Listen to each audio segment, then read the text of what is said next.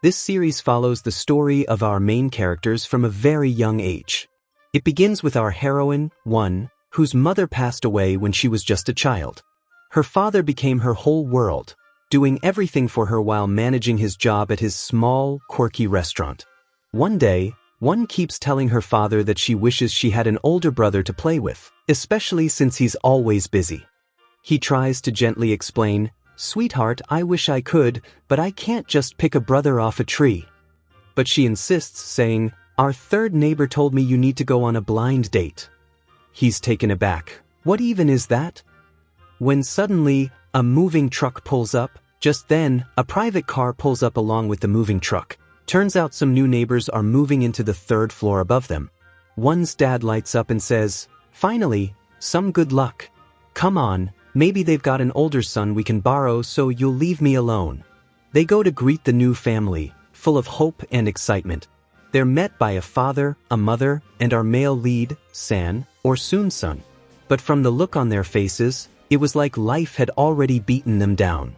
Even the mother refuses to shake hands and starts an argument out of thin air when One's dad casually says, "It's just the three of you, right?" The father is clearly embarrassed by her behavior.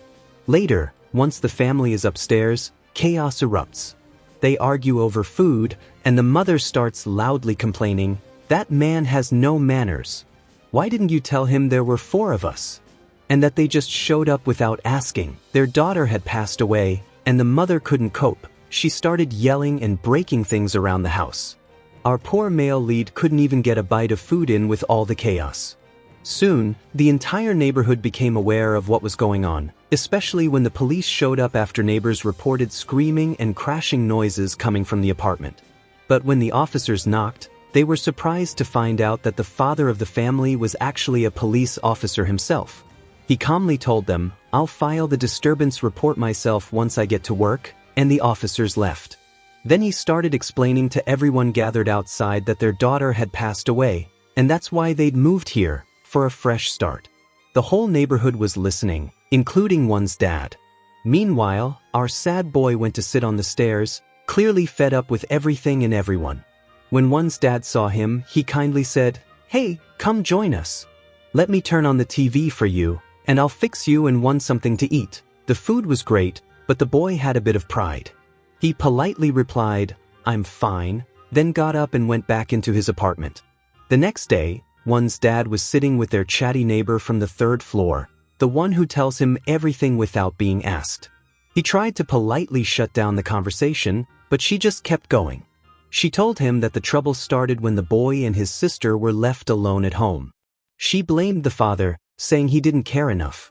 She explained how the boy had basically been fending for himself, coming home from school every day to find his mother either asleep or drinking. To avoid upsetting her, he'd quietly make himself instant noodles. Sometimes, he and his sister would just sit on the front steps, eating dry ramen straight from the pack. That's how tough things got. One day, One caught him sitting on the stairs again. She looked at him and said, "Come inside. I've got food way better than that dry stuff you're eating." He simply replied, "I'm not hungry." She shot back, "Yeah, I can tell," then added with a smile, "Well, if you ever feel hungry, just knock on our door. My dad will make you the best meal ever." Later, when she told her dad what happened, he made her some delicious meat pastries and said, "Take these, go sit on the stairs and eat them in front of him. Maybe that'll break his stubbornness and get him to join you." But as soon as the boy saw her coming, he ran back into his apartment. She called out after him, "Your loss," and sat there eating the pastries alone on the stairs. The next day, their overly chatty neighbor showed up again, this time bringing what looked like a potential bride for One's dad, a glamorous woman who owned a beauty salon, all dolled up and elegant, with a son named John who looked like he stepped out of a magazine. The moment One saw them, she got visibly upset and said, "I wanted a brother, not a whole extra mom in the package." So the chatty neighbor decided to take the kids outside, giving One's dad and the potential bride some space to talk. But One couldn't stand John at all. He was the total opposite of our quiet boy. Something about his overconfidence and flashy attitude just rubbed her the wrong way. Not long after, she ran off to find our boy, waiting to catch him on his way back from school. Right behind her, of course, was John, tagging along. As they walked, two boys from the neighborhood, clearly raised without manners, started mocking our quiet boy, teasing him about how his parents fight all the time. When they saw one with him, they started making fun of her too, saying stuff like, "Oh look, she doesn't even have a mom." They crossed a line. One didn't hold back. She grabbed one of them by the hair and gave him a good scolding. Seeing her stand up like that lit something inside our boy. He realized he couldn't just stand there doing nothing. Even though he was timid and unsure of himself, he jumped in to defend her, throwing punches awkwardly, but bravely. When the kids went home crying to their parents, one made sure all three boys apologized properly. Before the mothers of those two rude kids could leave, our boy stepped forward and said firmly, "You owe me an apology too, for what you said. And seriously, raise your kids better. Enough with the nonsense." Then he smiled and added, "All right, everyone's invited over. After a fight like that, we all need a good meal." As they headed back, one gently took his hand to lead him home. At the table, she started cutting his meat for him, placing pieces on his plate. She even took food from John's plate and gave it to him without a second thought. Later, when John and his mother finally left, one wandered off to the small playground near their building, clearly upset. Sun noticed and followed her to see what was wrong. He tried to cheer her up with a few jokes and silly gestures, and eventually, they started playing together. For the first time, a real smile appeared on his face. His mother stood watching from the balcony, her expression cold, like she was staring at a stranger, not her own son. She looked almost annoyed that he was actually happy. Later, one took Sun inside and showed him photos of her late mother. While they were talking, she accidentally let it slip, mentioning his sister and how her dad told her not to bring it up. Trying to fix it, she said, "Maybe you could do what I do, look at pictures of your sister when you miss her, just like I look at pictures of my mom." That night, when one's dad came home, after walking John and his mother back, he realized he might actually be developing feelings for her. But deep down, he knew, no matter what, he wouldn't do anything that might hurt his daughter. A few days later, John's mom dropped him off at her sister's place. Apparently, she was going through some serious trouble, debts piling up, maybe even legal issues. She left John behind, asking them to look after him until she could get her life together, if she ever could. One day, out of the blue, John's mother called one's dad, asking if he could take him in for a while. She explained she couldn't manage to care for him properly anymore. When one's dad went to pick him up, he was shocked to find that John was living in a trash dump with his aunt. He immediately told her, "I'll take him in. He'll live with me from now on." Later, when our boy was coming home from school, he overheard his mother screaming at his father.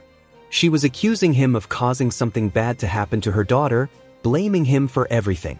She was upset, saying that ever since they moved in, she hadn't been able to eat or drink properly, unlike her son, who seemed to be doing fine, eating and laughing at the neighbor's house.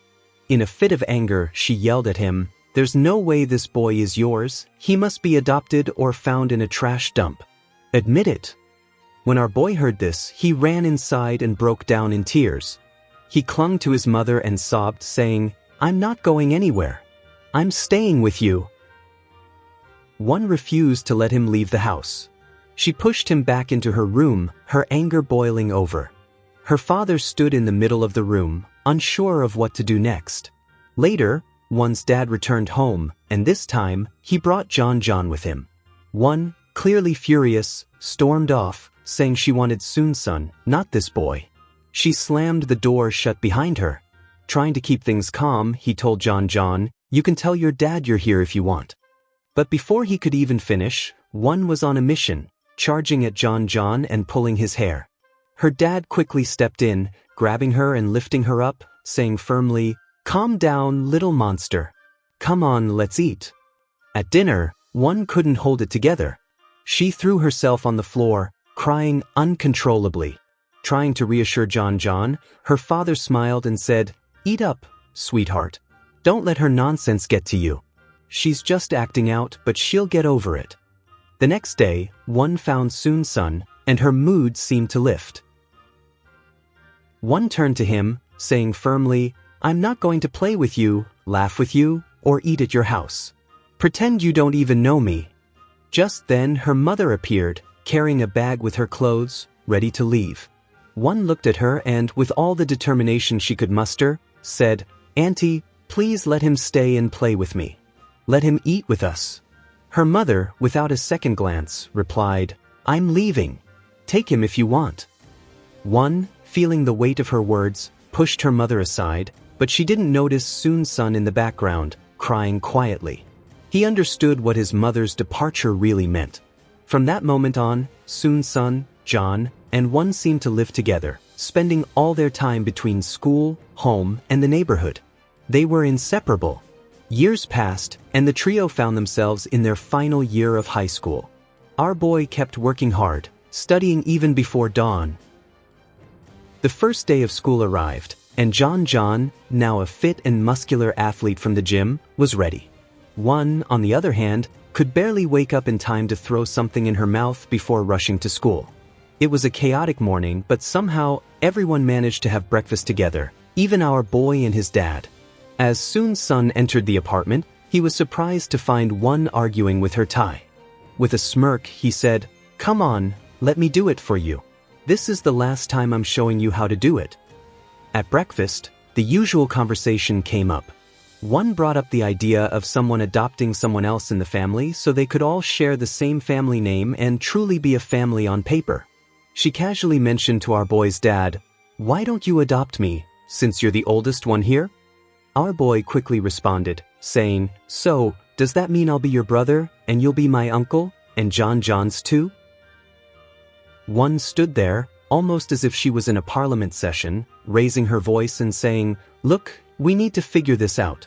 We all need to register under the same name so I can finally sleep at night in peace, you guys." Later, the three of them, One, Soon's son, and John, got on the bus heading to school. One couldn't help but reminisce about her younger years in elementary and middle school. She remembered the struggles, especially with the girls who saw her as a messenger to send candies, gifts, and messages to John and Soon's son since they were considered their brother. The girls would get upset if there was no reply, and they would scold her for it. "Why do you care so much?" she thought. "I'm just the one delivering the messages. If I get something to deliver, I'll do it, trust me." But the girls always assumed she had feelings for one of the boys, and that's why she never really delivered the messages. As she sat on the bus, she muttered to herself, lost in thought. All of this just because their family name was different? God help us. One thought. John, with a smirk, told her, "Come on, clean up and act like you've got a personality. Make the girls fear you a little." Meanwhile, our boy, always the diligent and obedient one, added, "Call him Mr. and avoid the drama, please. May God guide you." He was sitting calmly with two other kids in the daycare. At school, two girls cornered One, insisting she deliver gifts to her brothers.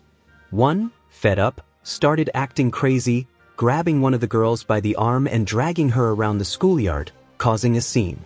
In the chaos, our boy ended up sitting in a puddle in the middle of the yard. Meanwhile, One's friend, who had been watching the basketball game with John, rushed over to him, saying, "Hurry, your sister's causing a scene." One of our boy's classmates shouted, "Hurry, someone stop her." One's friend shouted, "Your sister," and our boy immediately rushed to help. He took off his jacket and ran downstairs to catch up with her. Meanwhile, John quickly ripped off his t-shirt to wipe the water off her face. "Ugh, you smell like sweat." One complained, but the girls couldn't help but stare at John's chiseled chest, especially One's friend, whose face turned bright red. Our boy ran over to help One, quickly wrapping her in his jacket to check if she was hurt. After making sure she was fine, he grabbed both of them and hurriedly walked away from the scene. Later, when they all sat down for dinner, One brought up the adoption conversation again. "Guys, think about it. What if I earned money and then had an accident? Who would inherit? Or what if someone needs a surgery but it's on the parent's signature?" Her dad sighed and said, "This is just too much." The phone kept ringing from our boy's grandmother, but he refused to answer it. One, frustrated, turned to her dad, asking him to talk to her. but he decided to leave one's apartment and go to his own so he wouldn't have to speak to anyone. One's dad, trying to help, asked her, "Should I make him a plate of food? Maybe he hasn't eaten yet." But one couldn't hold back. She snapped, "Why is she calling him? Isn't it enough that his mother left him to marry a rich man, living it up with dollars and a fancy house?" Determined, she and John went to deliver the food to our boy, refusing to leave until he ate. However, our boy stubbornly said, "I'm not hungry right now. Just a little later." He stayed lying on his bed, the smell of shampoo filling the room, and one muttered quietly, "Betrayal." One snapped, "You're using all these expensive new things behind our backs." Our boy replied, "Didn't we get those together, all three of us? It's not surprising you guys forget to study. Don't you remember that? Anyway, go back to your studies. The high school exams are in 100 days. Go study." The next day at school, Soon's son told the teacher he wanted to apply to the nearby medical college to avoid the hassle of long commutes. The teacher responded, "Impossible. Your grades aren't good enough for that one. You'll have to go to Capital City University. It's a shame, but go talk to your dad about it and then come back to me with your application form." Meanwhile, one noticed one of her classmates eyeing our boy. One and her friends saw our boy and the classmate entering the music room alone. Just as she was about to call out to him, her friend stopped her and said, "What are they doing in there alone? Doesn't this seem strange? Isn't Sun with that girl?" One felt a stab of betrayal, the cold knife of suspicion twisting inside her. She muttered, "No, that's not what's happening." But her friend insisted, "Everyone in the class already knows." Meanwhile, inside the music room, the girl was talking to our boy, saying, "Didn't I tell you I was going to the capital for university?" She nodded, waiting for him to reply. "Yeah, you did," he responded. "So, why didn't you ask me about it before?" she asked, her voice laced with curiosity. The girl confessed, "I'm into you, and you nodded, so I thought you liked me too. We'll go to college together, hand in hand, like we're a couple." Our boy replied, "All that just because you nodded? Well, good luck getting into the college, but I'm not interested and I'm definitely not in a relationship with you." Later, as they walked together, she turned to him, "I know you're seeing someone, but you didn't tell me." He seemed confused, thinking she was upset because he was in a relationship. She then clarified, "I'm not upset. We're family, and we need to be honest with each other if we care." He looked away and said, "You're really focused on us being a family, but we're not the same blood, our names are different, and changing them won't change a thing." This hit her hard and she felt hurt. She said to him, "I'm just upset that you kept something from me. Why do you keep pushing me away?" Later that evening, as John was heading home after school and training, he found his aunt visiting our boy's father. He offered to take her to the bus stop and insisted on giving her the fare, but she refused, saying, "This isn't your money." He replied, "It's my allowance." She smiled and said, "Even if it's your allowance, it's your uncle who raises you. Give it back to him when you grow up." As she left, he reminisced about when he was younger, recalling how the customers at the restaurant, including our girl's father, used to tell him to work hard and do a good job, otherwise our boy's father would send him back home. He comes in yelling at them, and poor Jun always feels like he owes him something, like he has to repay a favor. He's constantly scared that if he messes up, he'll be thrown out. At dinner, our daughter refuses to eat and locks herself in her room.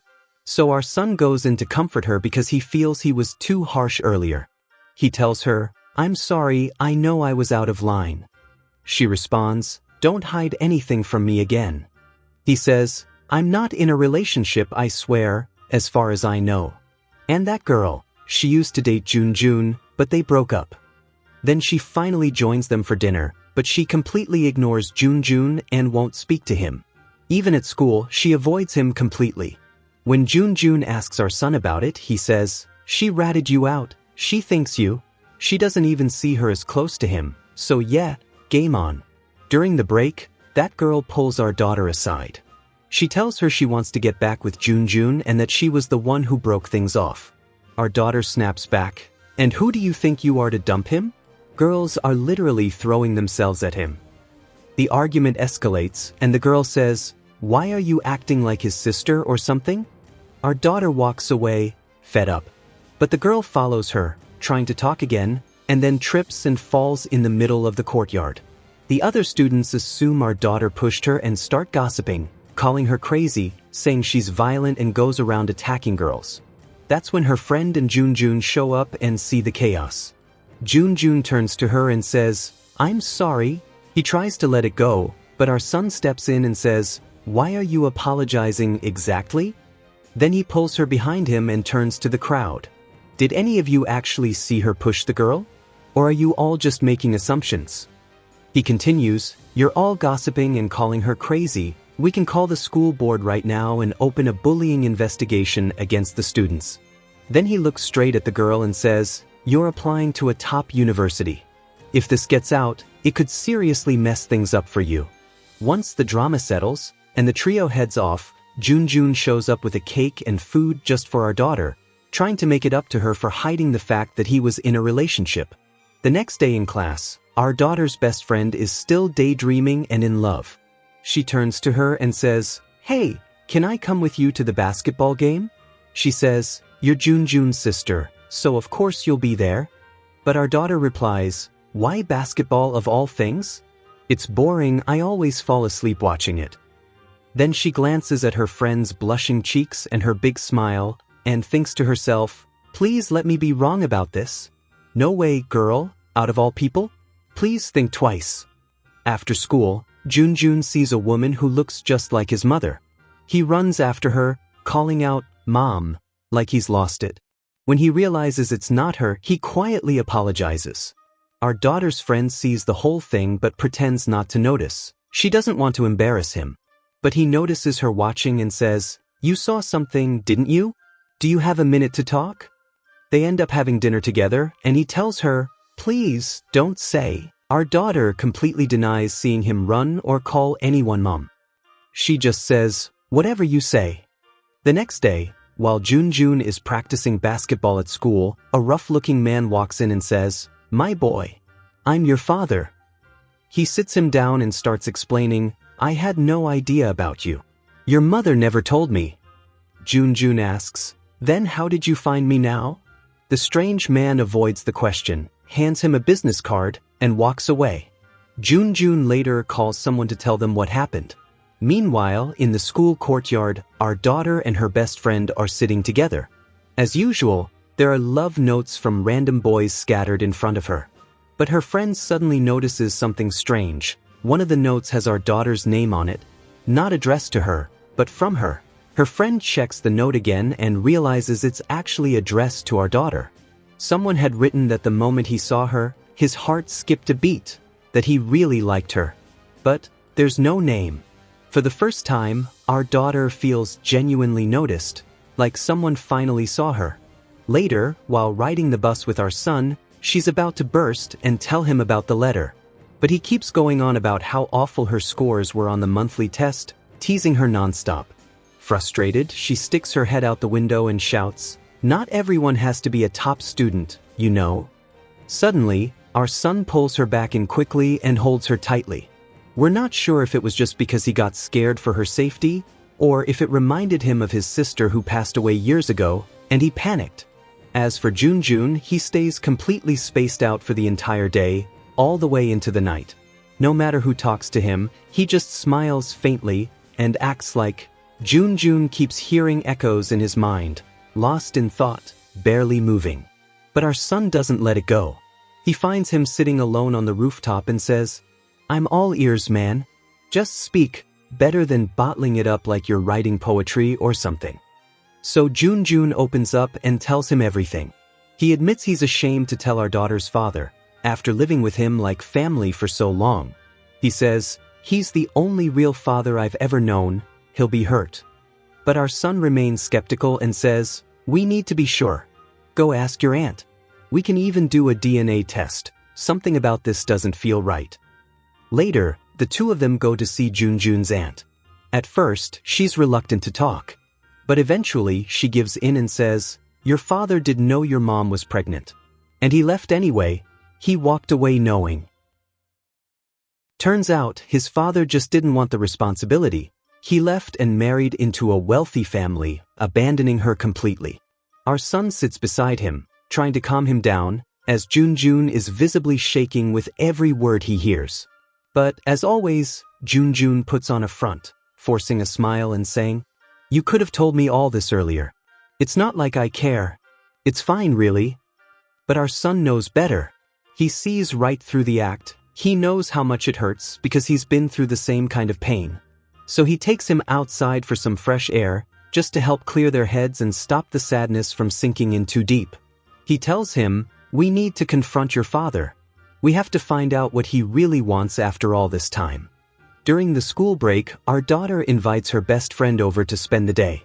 While hanging out, she says, "Come on, I'll show you Junjun's room, you've got to see it." But her friend laughs and says, "Have some decency, girl." Her friend teases, "Girl, that's private." But our daughter just laughs, "It'll only take 2 seconds." So she sneaks her in to check out Junjun's room. Meanwhile, our son and Junjun go confront his biological father.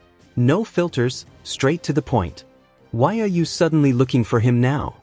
The man answers bluntly, "My wife's family wants to split their fortune with me. I need a biological son to inherit my share, and I want him to come with me to America." But Junjun responds firmly, "You can adopt someone else and live your life. Don't look for me again." Afterward, the two head to the beach. Junjun storms off and throws himself into the sand, clearly fuming. Our son laughs and says, "If you roll around like that again, I swear I'll get up, you're embarrassing us." Junjun looks at him and says quietly, "Please, don't tell Dad. And don't tell her either. This whole thing, it's over. We got the answers. That's enough." But what they didn't know was, Junjun's real father goes to our daughter's father and tells him everything, the whole situation. He offers him money to let Junjun go with him, change his name, and move to America. Our daughter's father is confused, but he gets angry quickly. He responds, "I'm his guardian, and he's not going anywhere without my permission." The man, thinking he was just being greedy, doesn't know how to respond. Later, when our daughter and her best friend enter the restaurant, her father stops her and tells her to wait outside for a moment because he's on a call. They step outside and spot the two boys. Our daughter's father tells them, "Your father is with some strange man, I don't know what's going on." The two girls rush to find out what's happening before things get worse, but by the time they reach him, they find that he's already gone. Our daughter's father tells them that he wants to speak to Junjun alone. He says, "You never told me this. I'm not upset, and this isn't your fault. But don't carry all the weight alone." He also adds, "He told me he wants to take you. Do you want to go with him?" Both the man and Junjun are crying now. Our daughter's father tells him, "I don't want you to leave. I want to take better care of you, cook for you, even iron your clothes. But if you really want to go, I won't stand in your way." Junjun cries and says, "I was afraid if you knew my real father was here, you'd tell me to leave." The man hugs him tightly and says, "You're my son. I could never say that to you. I'm sorry if I made you feel that way." Afterward, he goes upstairs, feeling conflicted and unsure, as he quietly reflects on everything. The man wipes his eyes, still emotional from the crying. Meanwhile, our son is sitting with our daughter, telling her a whole story from start to finish. He overhears her say to her friend, "What's wrong if he meets his father? He can visit him from time to time, just like he does with his aunt." Our son quickly responds, "Smart, huh? He's going to take him with him." She replies in confusion, "Take him where? My dad can't sleep if Junjun misses dinner." Our son realizes he's been standing there eavesdropping and he asks her, "So, you're not going to let him go?" She answers firmly, "Not at all." Junjun starts crying again, and their kids say, "Enough, seriously. Have mercy, this is too dramatic." As things settle down, she decides to go get the letter that was sent to her. She's showing off a little, holding the letter up. Our son suddenly remembers that it's her letter and rushes to grab it. She says, "You got this for me? It's addressed to me." He tries to control himself from tearing it apart and asks, "Wow, who sent this?" She shrugs and replies, I have no idea, but as soon as I find out, you'll take me to my lover's house. When Jun tries to take the letter from her, saying, "Looks like someone's trying to trick you," our son jumps in and grabs it from them. She flicks her hair back and says, "Look, it's a letter for me." He stops and says, "Listen, it's not right for two people who are like siblings to look at each other like that. Something's off. I feel like there's danger here." The next day, our daughter's father throws food at all three of them quickly, saying, "Eat fast." They rush to catch the bus, and our daughter is sitting there, daydreaming. She's wondering who her dream man is, the one who sent her the letter. She's already decided she's going to commit to him. Jun says to her, "Calm down, please. Think about it before you decide. Don't rush into anything." But she doesn't hear him. Our son stays quiet, not commenting on anything. When they get off the bus, she finds her friend teasing her, saying, "I know who sent you the letter now. The news is all over the school." Jun tells our son, "I figured it out. He's tall, handsome, and even the class president seems like he's ready to get married." He drags our son along, even though he's not thrilled about it, to keep an eye on things. They find our daughter and her friend standing there, also keeping an eye on them. When she went to enter his classroom, they bumped into each other. He smiles foolishly and says, "Did you figure out who I am?" "Oh my, I was going to tell you when I was ready." Our daughter smiles too, while her friend rushes to step back and give them some space. She stands with Jun, and both of them are happy for her. But there's only one person who's not so thrilled, our son of course, who's silently annoyed. Later, our daughter spends time with the boy with the strange haircut, and they're having a great time. But at the end of the day, he says to her, "You've been raised to be cute and sweet, even though your dad is all alone." His words weren't meant to be hurtful, but our daughter pouts and replies, "You have both a mom and a dad, and you have siblings, right?" He answers, "No." She responds, "Well, I have." She tells him, "If you see me by accident, don't greet me. I don't want to talk to you again." He stands there, looking like he's on the verge of tears, or maybe he's already crying. His words were hard for him to say, and it seems like the weight of it is overwhelming. When she gets home, she finds everyone having dinner together. She sits down to eat with them, and our son is trying to hold back his laughter, saying, "Looks like his good looks didn't save his awful personality." When they ask her how her day went, she responds, "Try the food, it tastes terrible. I decided to leave him." But our son feels like there's something deeper going on. The next day, in the middle of school, the boy with the strange haircut shows up, embarrassed and trying to apologize. "I don't want to lose you." She replies calmly, but she asks him, "You told someone we talked yesterday?" He replies, "No, not at all." She says, "Okay, maybe I'll think about us being friends and see how things go." After school, our son finds his mother waiting for him, and instead of a warm greeting, she says, "Why didn't you answer my calls?" He sits down with her at a cafe, just the two of them. Meanwhile, our daughter runs to grab Jun so they can follow him and make sure he's okay. She's trying to be kind, offering an apology for all the years she left him without contact. "I need to introduce you to your sister. She's 7 years old now." But our son responds coldly, "If you didn't answer me, then you clearly don't want to talk. It was wrong that siblings didn't know each other." When she asks him what she's doing after all these years, she replies arrogantly, "I'm here to try to apologize for what you did to your little sister." He smirks and walks away. Before he leaves, he tells her, "Please tell my grandmother to stop calling. I don't want to hear anything about you or her." He walks out and finds our daughter right in front of him. He grabs her and starts walking away, while she lets him go, walking alone for a bit but keeping an eye on him. Suddenly, he becomes tense when he hears the sound of an ambulance.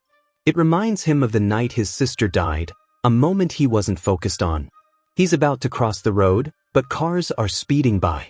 Our daughter quickly runs and pulls him to the sidewalk, shaking him. He says to her, "I didn't mean it, I swear." She replies, "What do you expect me to do with your 'I didn't mean it' excuse? What if the car had hit you? What did your mother tell you?" He responds, "She said I would be punished for what I did." Our daughter then says, "So, you've become a burden on all of us?" You embarrassed me in front of her.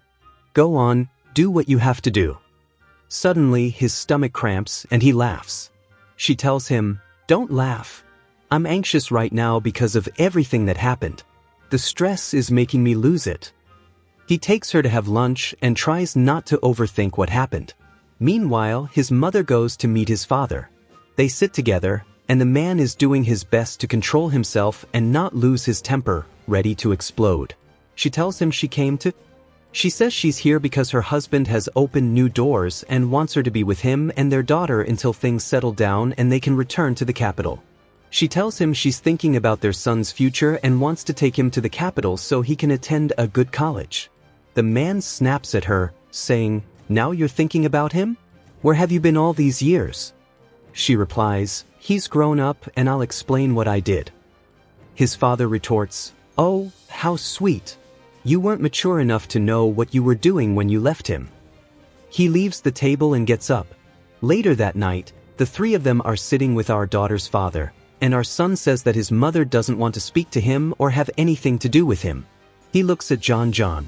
He told him not to worry, but John was clearly upset and snapped, asking why they were making so much noise. The woman had tried to come back to him, but then the boy headed to his room, and he followed him, asking why he looked at him like that when he said, Don't worry. The boy replied that he was afraid he might be angry that their mother came back, as if she still blamed him for what happened in the past. Then he revealed that their mother had spent 2 days away from home with no food at all, and that's why his sister died. But he kept that pain buried inside, refusing to ever tell her. The other guy started feeling awkward for getting angry and told him, She's your mother, and you're her son.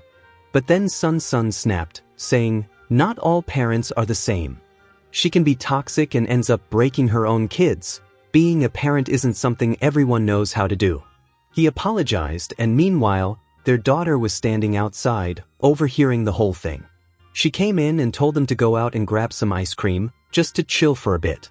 Truth is, she doesn't even remember her mother.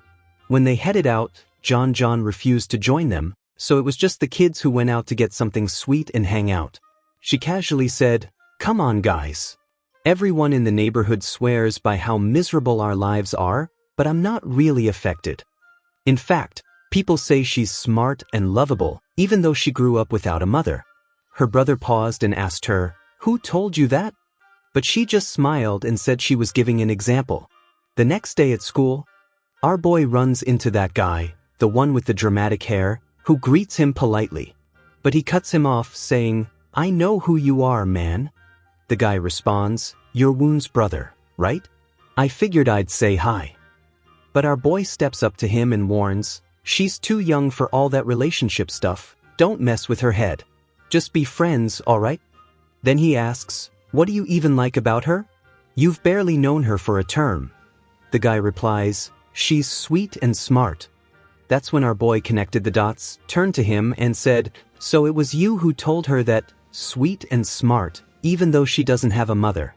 The guy tensed up and admitted, Yeah, she told me to keep it between us.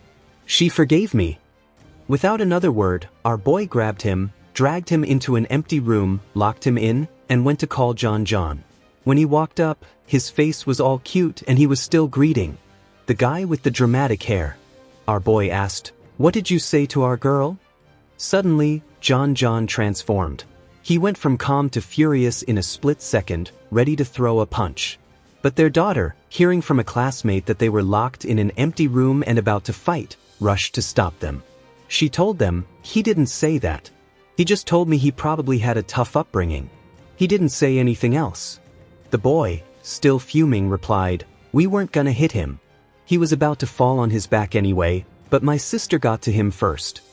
Later, when they arrived, they found our boy's mother waiting for them at her father's restaurant, along with his sister, who was eager to meet him. They all stepped outside to the street when they saw him not entering the restaurant. She turned to her daughter and said, Deep, my brother, just so you can hear this, she said. Once they entered the restaurant, she boldly asked him, Do you think she looks like her? Referring to his sister, the one who had passed away. He answered, So what? What do you want from me? He then asked their daughter to take his sister outside for a bit. She treated her to some sweets, and the little girl, with her innocent charm, started talking about the world.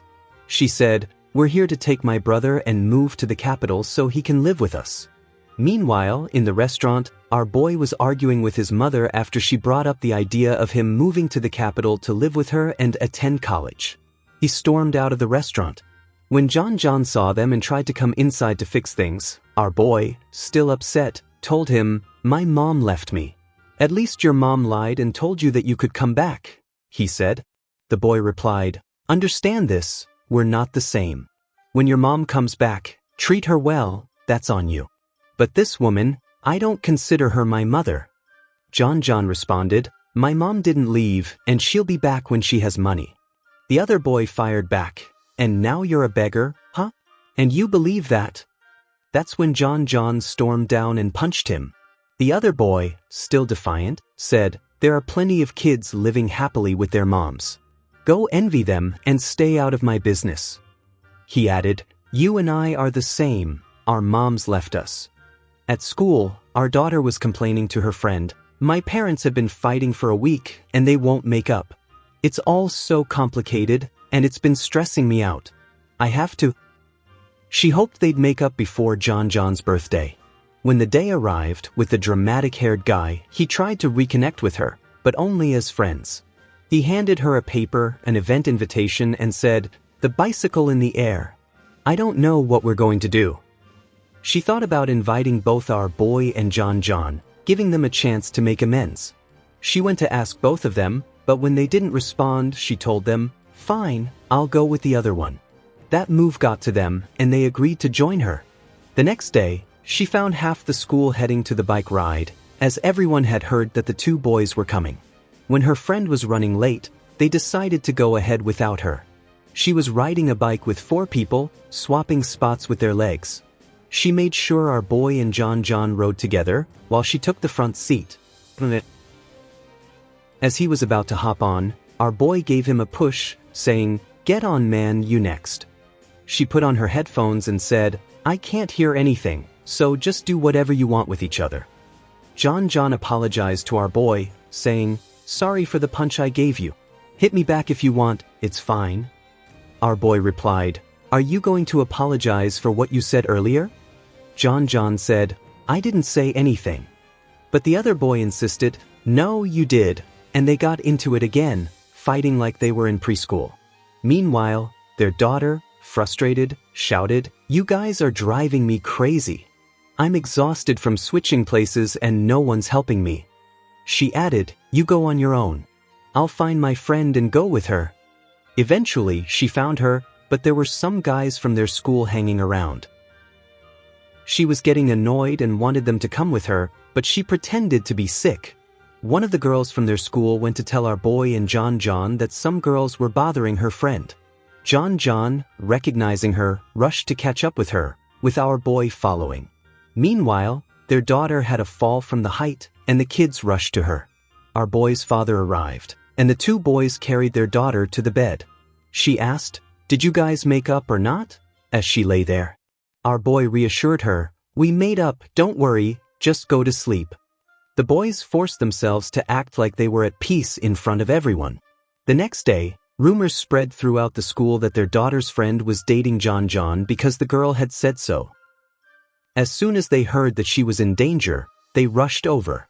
The girl who had been spreading the rumors took her aside and said, "Since the rumors are already out, you have to tell him the truth." When they took her to the yard, they found him talking to the annoying girl he had been involved with. The girl said to him, "Don't mess with her, or I'll keep bothering her and bullying her." He replied, "She's like my little sister because she's my best friend's sister, but that's it. I'm not dating her for sure." The annoying girl laughed, realizing that our daughter's friend had heard everything. She quickly left the area. Our daughter, upset, stomped on his foot and muttered, "You're dead, you jerk." After school, the kids went out to buy a gift for. They were buying a gift for his birthday when she started telling him about her friend and what had happened. He advised her, "Don't push too hard, or you'll ruin their relationship completely." They went to buy him some sneakers, and our boy also bought one for her. When they went to pay, the woman behind the counter gave them a discount, saying, "You both look really nice." Our boy was about to say something, but she interrupted, "We're not interested," and added, "Thanks," while telling him, "Shut up, she gave us a discount." While they were leaving the mall, they heard the sound of his little sister calling for him. She ran after him but tripped on the stairs. Their mother rushed to check on her and told him, "Every time we meet, something happens to her." Our daughter, trying to lighten the mood, said, "Actually, this is a sign of good luck for us." My dad was surrounded by people who came to see the smartest student in the area. He had won money in the lottery. As soon as he sat with us, everyone he knew kept saying, "You're our lucky charm." She took his hand and walked away from that annoying woman. They stopped for a moment to watch someone singing in the street. Instead of feeling bad, he felt happy. And he realized how much our daughter, ever since she was little, had been his safe haven, always making him feel good, even when he was at his worst. On John's birthday, our daughter's father closed the shop and made a lot of food, with everyone helping him out because he wanted to make a big feast. Meanwhile, our daughter went to check on Sun and found him coming down to help. He told her to keep quiet and stay calm, and mentioned John's uncle as well. John was there, and he told her, "Don't get tangled in the conversation. When the day is over, come and tell me everything you wanted to say." When his aunt arrived, she took him inside and started talking about how he should think about living with his real father. She mentioned how much he had burdened others and that he was about to start university, which meant more expenses. Meanwhile, our daughter's father was sitting with them, clearly upset. As they sat down to eat and celebrate, his aunt kept thanking our daughter's father for raising him and saying that when he grows up, he'll repay him for all he's done. The man tried to stay polite, saying, "No father raises his children expecting anything in return." They continued eating and drinking, and when our daughter's father had a few drinks, he said, "I wish you had brought John with you." He added, "He's even younger than that. At least I'd have raised him, and he'd have lived his whole life knowing that I'm his real father. He doesn't always have to be kind just because he feels he owes me." Our boy's father then told the kids to take him to his room since he was a bit tipsy, and he started rambling. But he kept insisting, "I'm his father. I feed him, I give him drinks, and I'm happy doing it." He then told his aunt, "Don't keep saying that I owe him. I'm the one who wants to do all of this for him." She replied, "I just want him to be grateful to you." He said, "No, I'm the one who's grateful to my kids, always, for being in my life. I live a good life because of them," and he continued talking about all the things his kids had done for him. "They're in my life, and that's why one has to tolerate his mom, the chameleon, and the other has to tolerate his annoying aunt. God bless you, man, keep going." He told her that John had spent his whole life doing everything to help him, taking care of himself, cleaning, and washing his clothes. He said, "He's the smartest kid in the world and he's never been a bad child." Everyone started crying, even his aunt. She apologized, saying, "I didn't mean to upset him," and he was wiping his tears as he spoke, saying, "I'm being honest with you." The next day, he had a surprise, but we didn't know if it was good or bad. Our daughter's father found John's mother entering his shop, dressed up, wearing sunglasses, and half her face covered. She came just to give him the money she had borrowed. She had borrowed money from him a long time ago, money that she had saved up for next year, and she didn't want him to know she came here. When he tried to stop her so she could sit and see her son, she refused. He said, "Fine, I'll take the money you borrowed and the rest is yours, but I don't want it." She left it with him and walked away, heading to catch a taxi. John saw her but thought, "She probably looks like many other women," and didn't give it much thought. Then our son got a call from his mom saying his sister had gone out looking for him. He went to find her with our daughter and John. Eventually, they found her after someone called the police about a child sitting alone. Our son's father brought her back, and her mom came, causing a scene.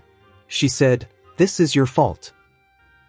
If I had just gone and visited her, you're impossible." His father yelled at her, saying, "Why are you protecting him beyond his limits? This is a family he's seeing for the first time." She turned to our son, saying, "It's your fault your sister died. You treat her badly now while she's trying to forgive you." His father pulled her outside. The little girl sat crying, and our daughter's father tried to comfort her.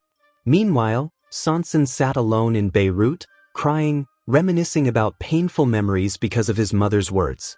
He didn't want to see anyone, so much so that he went to school at dawn to avoid people. He kept doing this every day, leaving his food on the desk.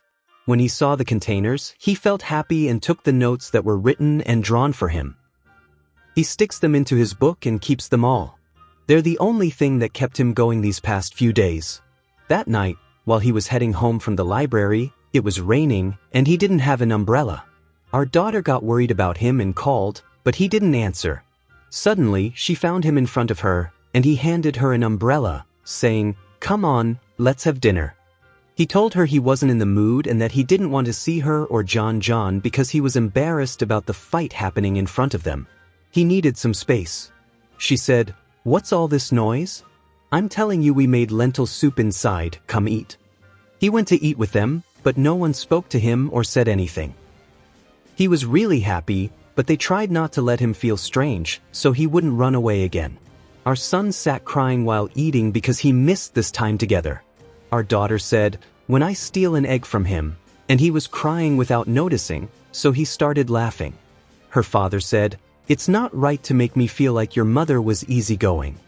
After that, the three of them went up to the roof and started reminiscing about the old days.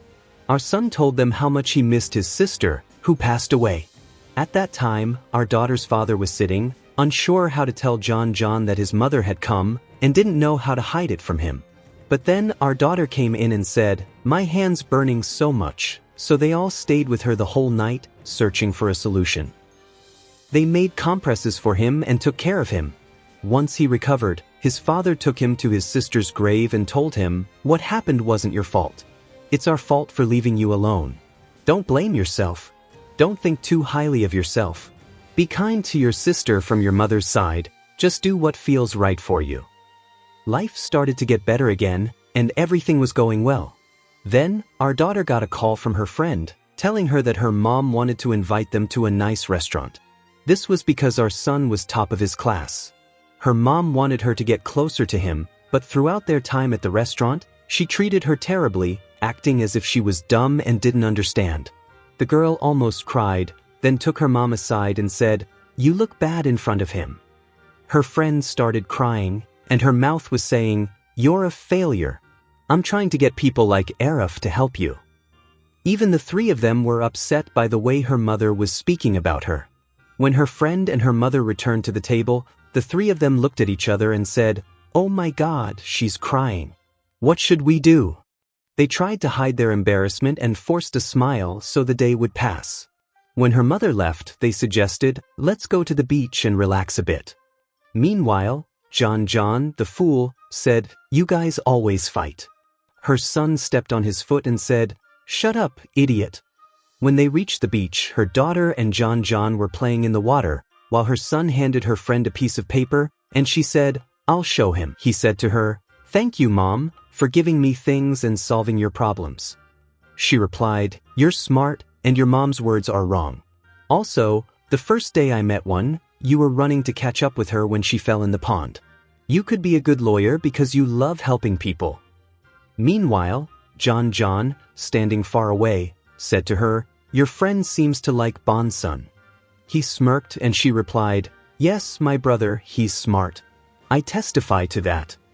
Afterward, John left him and went to his aunt because she had just given birth. The nurse stumbled and said, "Your sister came to visit you. This boy looks just like her."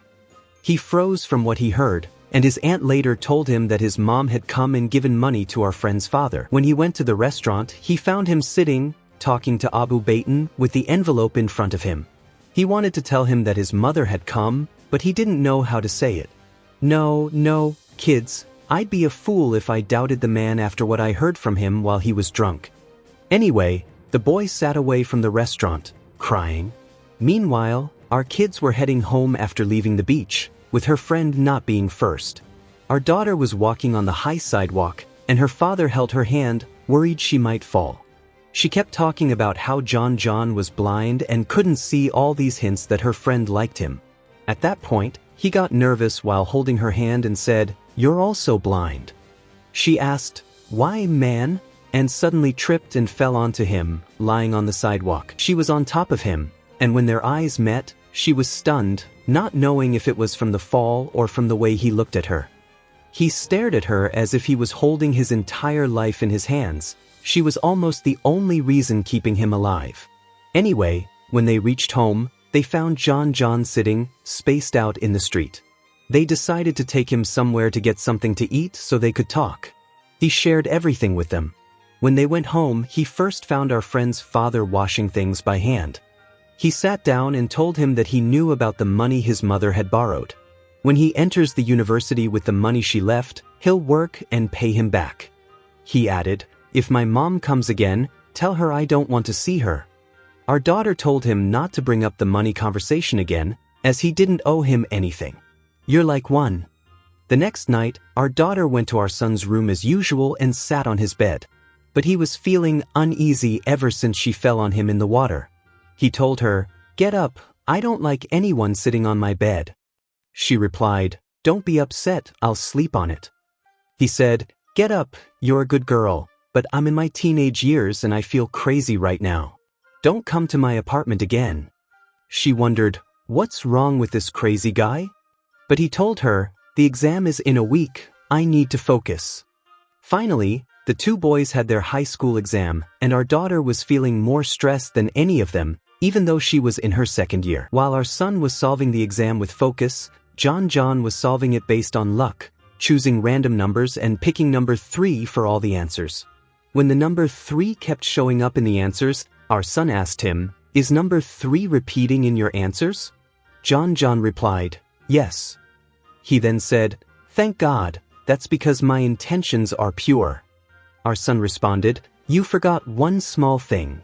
You're in the humanities and I'm in science, you fool." Later, they went to find our daughter and her friend having a party on the rooftop, with food and drinks to celebrate.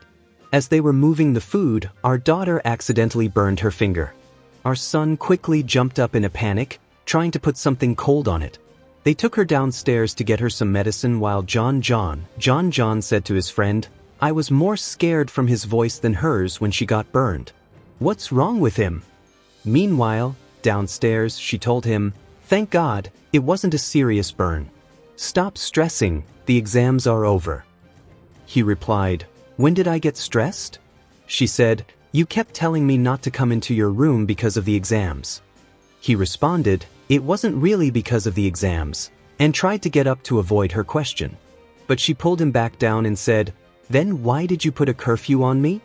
When he didn't respond, she said, "Let's stay here for a while and leave the two upstairs to enjoy themselves." He, as usual, got nervous because of her teasing and said, "We've stayed long enough." While John was sitting with his friend, our daughter, he found himself unusually comfortable and wanted to tell her everything. He told her that his mother came, but he didn't see her. She had borrowed money from our friend's father and came just to return it.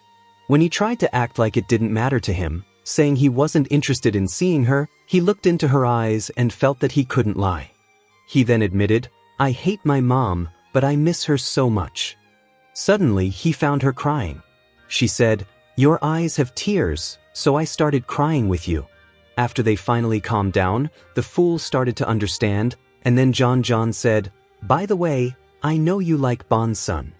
She replied, "Damn you know," he said to her, "Come on, you don't have to deny it. Anyway, your secret is safe with me." Our daughter's friend replied, "I'll throw you into that well. I'm not interested in him." At the end of the day, John decided to do her a favor and send our son to her. She was tempted to throw the coal they were grilling into his eyes. When our son went to her, she told him, "Let's make things clear. I'm not interested in him." He replied, "I know, you like John, but anyway, he doesn't get hints. If you tell him directly, he won't understand. He probably won't get it even if you say it to his face." She said, "I'll leave it to God regarding the relationship, it's over." The next day at school, the teachers sit with our son once, and John another time, trying to convince them to join good, large groups. But they both just nod their heads, agreeing to go to the university nearby, which is close to home. A match is coming up where John will play with another school's team from the capital, and his real father secretly attends to watch him. When our daughter and her friend arrive to watch, they find the boy with the story waiting for her and saving her a seat next to him. Our son comes over, pushes him aside, and sits next to her instead. The match ends with John's team winning, thank God, against the boys who thought they were the national team. Our son notices John's real father leaving the field, and he quietly follows him without anyone noticing. He wanted to ask him what he was doing there, but the man told him to mind his own business and drove off in his car. John went back and told our son that his father had come, and it looked like he was going to speak with our friend's father, so they had to leave now. Indeed, he went to him and said, "Why didn't you tell me that my son is so good at basketball? I'm going crazy now because I didn't know." Our son replied, "I knew, and I didn't go crazy, thank God."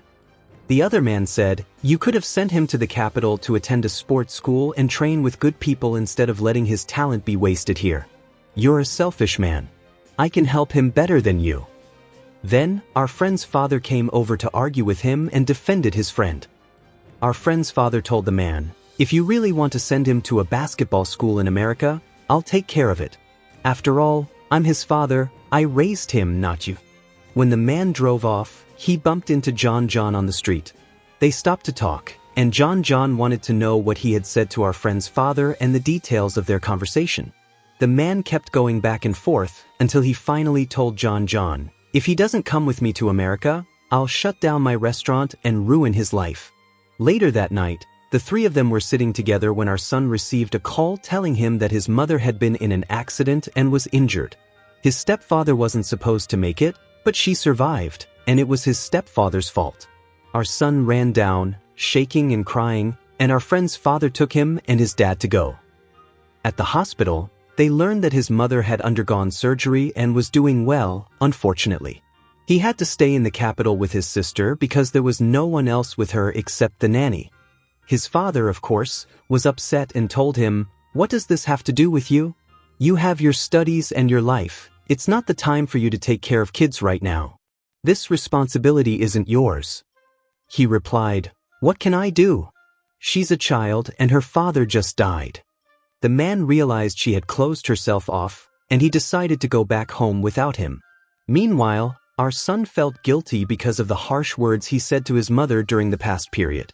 Now, she was in God's hands and not waking up even after the surgery. No one knew what was going on with her. He called to check on her. She asked if he had eaten or not, and he replied, "It's only been 1 day, but it feels like a year." She then went home, trying to convince everyone to go to the capital to be with Sun, but no one agreed because they had work to do, and also, where would they stay? The town was too big. She pretended to have let go of the idea, but in the early morning she secretly left and told her friend to cover for her, saying she'd go and come back right away. Of course, she was completely lost in the capital's chaos, not knowing how to take the metro, with all the metro lines mixed up. Eventually, she made it to the hospital, and just as she was about to call out and say, "My brother," she found his little sister calling him as she was leaving the nursery. She told him that their mother had woken up. Our daughter couldn't move or go to him because, at that moment, she felt like the thing she had always feared had happened. For the first time, she felt like they might not actually be a real family, despite spending her whole life trying to convince everyone otherwise. She always believed that her sister, who was from their own blood, would always come first. As for John, he found our daughter's friend walking in front of him. He stopped her to ask where our daughter was, and everything he had been thinking turned out to be true. He went to wait for her at the station so that when she arrived, he could grab her and give her a hard time before leaving. Later that night, our son went to check on his mother and found her lying on the floor, unable to move her leg. She kept saying, "Why God?" after what happened to her daughter. She died and got divorced after finally marrying, saying she would live her life, but then this happened to her, and now she can't even walk. She will have to rely on a cane or a wheelchair, all because of your bad actions, sister. Let me stay quiet. She kept saying that he must be gloating over what happened to her, that it happened because she left him. Later, her uncle came to sit with him and told him that he couldn't stay in the town much longer. He had to travel because of his work and family. He suggested that he consider enrolling in a university here, so he could be close to his mother and sister. The next day, our daughter and Giorgio couldn't find their father in the apartment, as usual. They kept calling and searching until they found him collapsed, exhausted from overworking. Sometimes, he works extra hours because he wants more money for his children's university fees. When they took him to the hospital and returned home, our son's father kept scolding him for overworking himself. Since the moment he saw the sports and basketball programs in America, he's been trying to save money to send John there. John overheard them talking when he was standing at the door, and he felt responsible for what happened to our son's father. That night, he decided to tell him that he had heard him talking to Sanson's father about wanting to send her to America, but not being able to afford it. John told him he was going to travel with his father because he didn't want to burden him with this responsibility and make him collapse again, and that his uncle. He was about to cry and told him not to travel, saying, "I was just talking to him casually, I didn't mean it." But John remained determined with tears in his eyes, saying, "When I leave, please don't stress yourself, just stay well." The next day, our son returned from his trip. When our daughter saw him coming from the roof, she ran to greet him, tripping and falling into his arms. She said, "I missed you, what's with the long absence? Come on, let's have breakfast." She picked up his bag and went upstairs, but he seemed very troubled. When they were preparing the food, they realized they were missing some items, so our daughter went down to get them. Meanwhile, John asked our son to come up to the roof with him, saying he needed to tell him something. He told him that he was going to travel. Our son was shocked and told him, "No, you can't travel because I'm leaving too. It's not right for both of us to go." John replied, saying that our daughter's father would forever carry the guilt of not being able to support him properly and keep him in a big game. Every time he saw him, he'd want him to leave. But the two boys got into an argument because John said, "The man raised you all your life and loves you. How can you be sure you'll succeed abroad? And what about him? How do you think he'll feel? Or is it just because you saw your father's wealth and got greedy?" Our daughter walked in, calling them for breakfast, and asked, "Why are you guys fighting? What's going on?" Our son turned to her and said, "The brother is traveling with his father to America, and I'm moving to the capital." John replied, "You're such a mess, you need to figure it out." At that moment, while they were still arguing, our daughter felt like time had stopped. She remembered all the things people said about them since they were kids, that they weren't really siblings and that their family names were different. It felt so real to her. No matter how much they ate, drank, or lived together under one roof, in the end, each one would return to their true family. When our daughter's father came out to see what was going on, he took the news of Son going to the capital calmly. He said, "Your father is going to be upset. I'm not sure how I'll handle it." She was about to lose her mind and said, "Well, get them to stop. You all have gone crazy." So her father took John and went down to talk to them. She was furious and told him, "You didn't even ask us before making decisions. You didn't even consider our opinion, and now you're telling us? You just came to inform us and leave? Or is it because your real family is in another place, and you don't see us as your family anymore?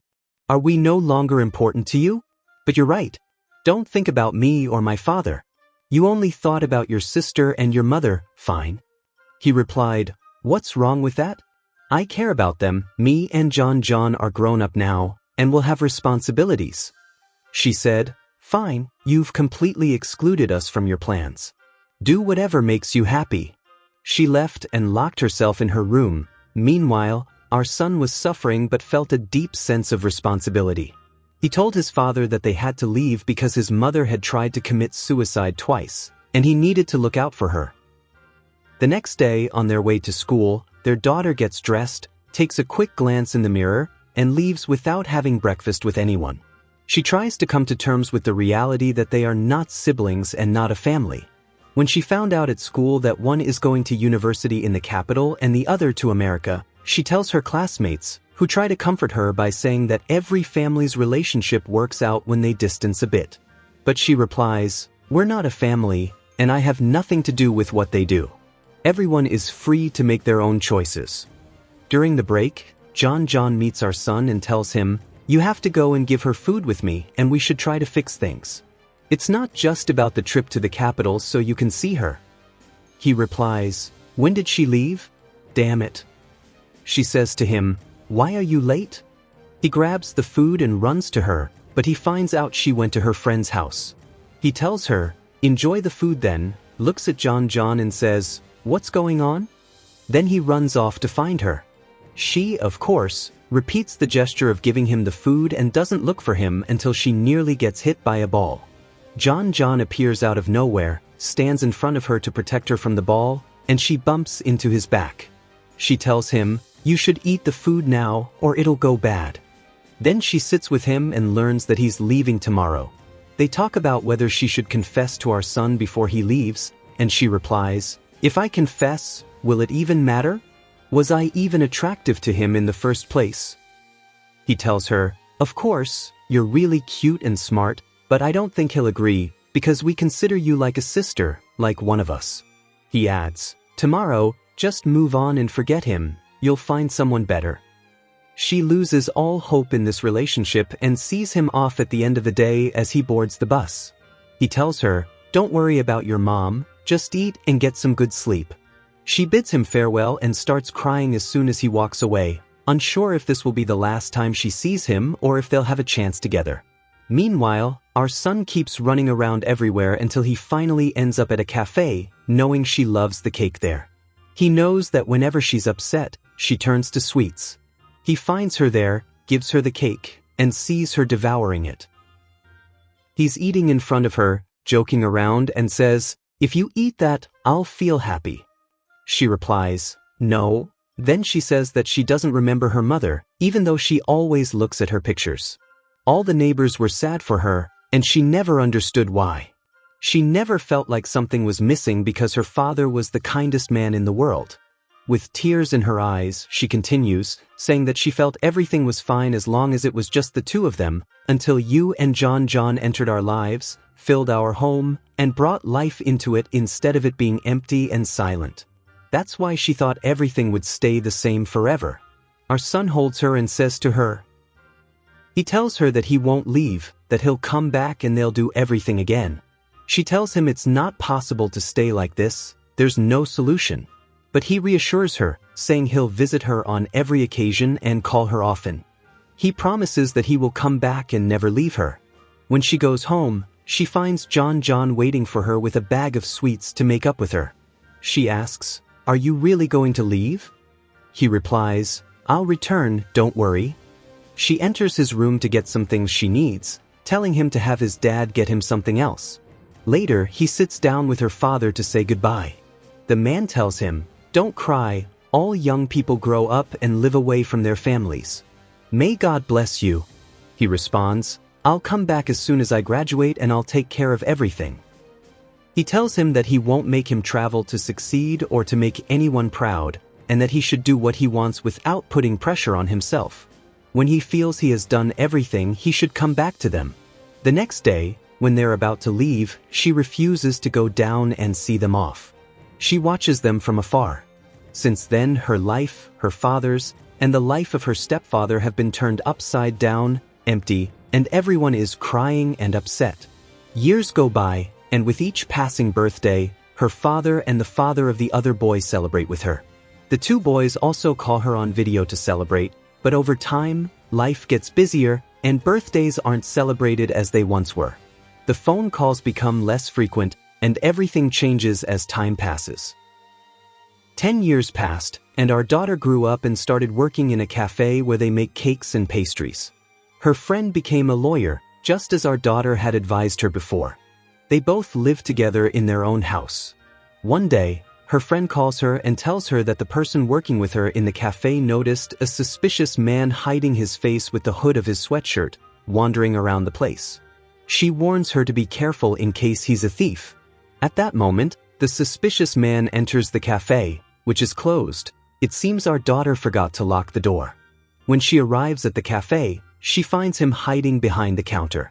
She grabs him and tries to stop him, but he accidentally hits her on the face while trying to escape, insisting that he doesn't want trouble. He reveals his face, and she takes him to the police station. Her father and Sanson's father arrive, but the man is still hiding his face. She tells her father, "Help me, Dad, this animal hit me." Her father grabs the man, wanting to beat him up, and asks, "How dare you lay a hand on my daughter?" When he pulls the hood off his face, he finds John and he says, "Papa, my dear," as he looks at the customers. The man who allegedly hit her, she says, "We're not siblings, we're not a family, I don't know him." At her cafe, we find Sun arriving with a bag of clothes to meet her, but he doesn't find anyone. The cafe is a mess with broken items and he's shocked. Meanwhile, at the station, our daughter is adamant that she doesn't know John and wants him to stay away. They charge him with a crime, accusing him of entering the cafe and trying to hit her. Her father tells him, "If you had bothered to contact me in the past years, this wouldn't have happened and you wouldn't be trying to imprison her." Then they see our son running inside, not understanding what's going on, but he figures out they're at the police station. The customers are strangers. Her father tells her, "Let's leave the station and sort this out outside." Then John tells them he couldn't come or contact them because he was in the army, just out, and he stopped playing basketball and hasn't even graduated from university yet. Meanwhile, our daughter tells them she's going back to the cafe. When the son offers to drive her, she says, "Go sit with your father, I haven't seen him in a while. I'll take a taxi."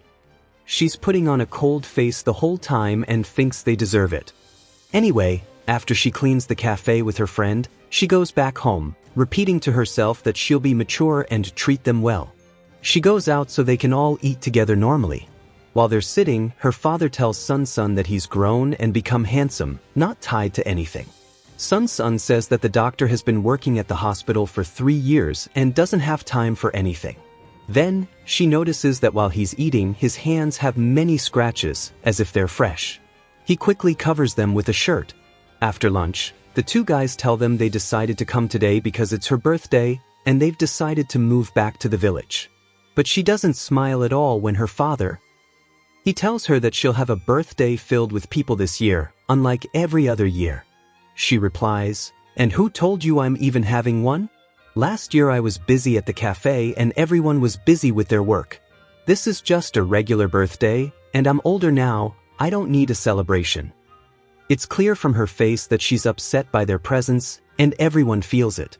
The two guys get upset for her, and she continues, "I have appointments today that can't be postponed." When her father tries to lighten the mood and says, "Your siblings are here, let's celebrate together," she responds, "We're not a family, we all have different titles. How are we family? I'll leave, and you four can sit and talk together. Goodbye." Our son tells her father, "I'll go talk to her," and John follows him. They keep walking behind her, and she senses them. John says, "I'll go talk to her, you stay behind." When he tries to hold her hand and says, "Wait, let's talk," she replies, "I don't have anything to say," and turns to walk away. She tells him, "Do you think I should thank you and cry out of joy because you came to celebrate with me?" He replies, "I know you're going to be angry and can't stand to look at us, but I really missed you." She responds, "That word doesn't mean anything after all these years," and then turns to John, who was standing in the corner, telling him to come because she's going to say everything to them at once and that she's not.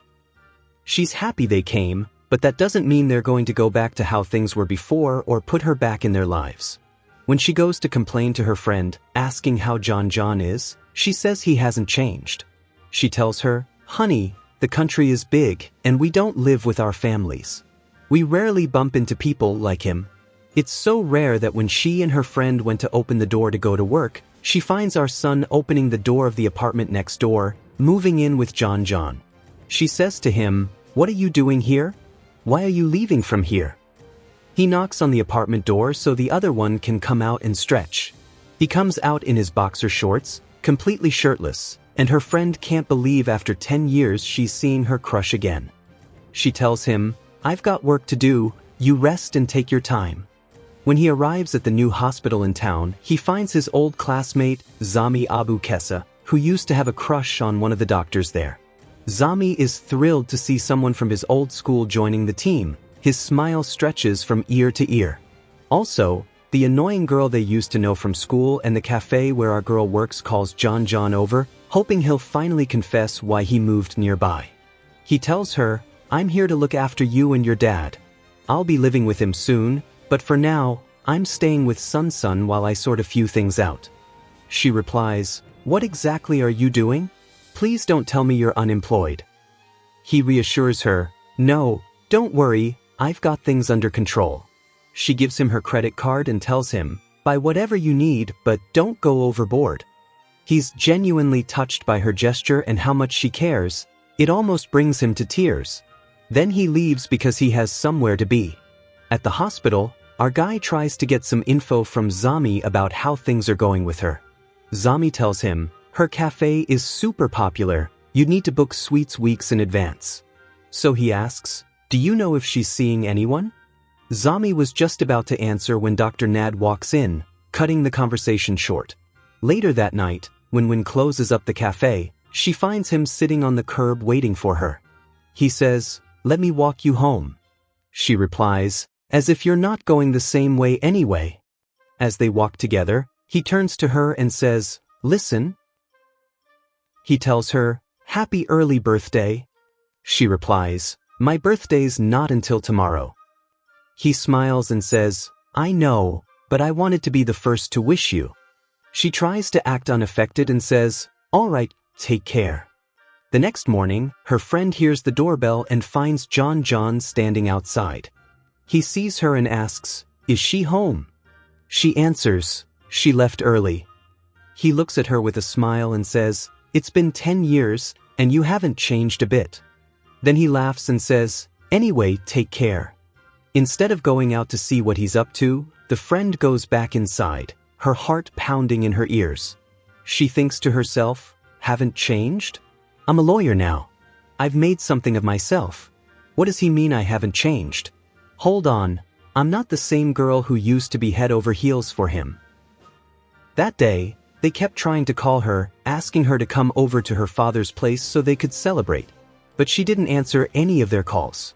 Then suddenly, she showed up at the door and joined them. Everyone was genuinely happy to see her, but she kept a bit of an attitude, still not ready to forgive so easily. After dinner, when it was time to sing and blow out the candles, she blew out the candles herself and said, "Forget the singing for now. I have a question for each of you." Then she turned to John and said, "When we tried calling you 5 years ago, your phone was out of service. You said you had come back from abroad and retired from basketball. My father even called your real dad to ask about you, and he told us to leave it alone. So tell me, where were you? And why didn't you reach out?" Our guy. He finally told them the truth. John had injured his leg. It could have been treated, but he pushed himself too hard and ended up making it worse. He could no longer play. He had once called his friend, asking him if he thought he'd ever be able to walk again, despite what the doctors in the US had told him. His friend snapped, grabbed him by the shirt and shouted, "Shut up! I told you not to say anything." Everyone was stunned by what they had just heard. Her father instinctively leaned down to check his leg and found a deep scar near his ankle. John quietly said, "It doesn't hurt, Dad. I'm fine." The man got up quickly, trying to hold back tears, then rushed off to bring them something to drink, just to distract himself from breaking down. Sanson's father followed him, and the 3 young ones stepped outside, leaving the fathers to talk in private. After a while, the 3 of them sat together in the garden. She looked at them and said, "You promised you'd come after graduation, but you didn't. You didn't even give me a reason. You just left me hanging." She paused, then added, "We can't go back to how things were. Everyone has their own life now, their own secrets. And if we try to bring it all back, it'll just feel fake." Later, he drove her back to the cafe. On the way, he quietly said, "I'm sorry I didn't show up like I promised." She replied, "Don't apologize. Just tell me why." He hesitated. She could sense he was holding back. Like every time she tried to get close, something stopped him. The last time she tried to get through, she'd scratched his hand badly in frustration. But all he said now was, "I was just busy." She turned to him and said, "It's fine. I won't ask. I don't need to know." He was crushed. He could feel the wall between them growing stronger, and deep down, he knew it wouldn't be easy to break it down. John was standing with her father, telling him, "Honestly, it doesn't hurt. I'm fine, look. He even jumped a little to prove it. Her father looked at him and said, "You were in a lot of pain when you got injured, weren't you? Why didn't you come home? I told you not to push yourself. I said if you ever felt tired, come back." John replied, "I wasn't forced. It happened during the game, it was just part of it." Her father looked at him with tears in his eyes and said, "My boy's grown up, and I'm proud of you." They both broke down and cried together. That night her old school friends came over, her best friend was there too. Even the annoying girl showed up, clearly just to see John. Everyone was there to celebrate her birthday. Deep down, she was hoping he'd show up. But he didn't. The one she really wanted to see didn't come. Later, she found out from Zami that John was working a shift in the ER that night.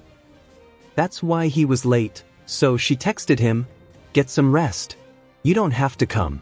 Everyone's already left anyway." Later that night, he quietly left a small gift for her, hanging it on the doorknob of her apartment. Then he messaged her, asking, "When will you be done? I still want to celebrate with you, make it up to you." But she replied, "I'll be working late tonight." While at the hospital, John hears from Zami that one of their fellow doctors is planning to ask when out tonight. Suddenly, all he can think about is punching the guy. Zami, who was only pretending to be the messenger, tells him, "Forget that doctor. Say no to him, and pick me instead. I want to be the one with her." Meanwhile, John is screaming inside, "I want to be with her too. Can everyone just back off already?" As soon as his shift ends, he rushes out of the hospital, running to the cafe as fast as he can. At first, he doesn't see her anywhere. He suddenly hears her voice behind him. "What are you doing here? Is something wrong?" He turns around, out of breath, and says, "You scared me half to death. Why haven't you been answering your phone?" She replies casually, "I forgot it at the cafe. I just came back to get it." "I'm starving," he says, "come eat with me." But she shakes her head, "I have somewhere to be. Go to my dad. He'll feed you. He loves anyone who's hungry." Just as she turns to leave, he gently grabs her wrist and says softly, "Don't go, Win.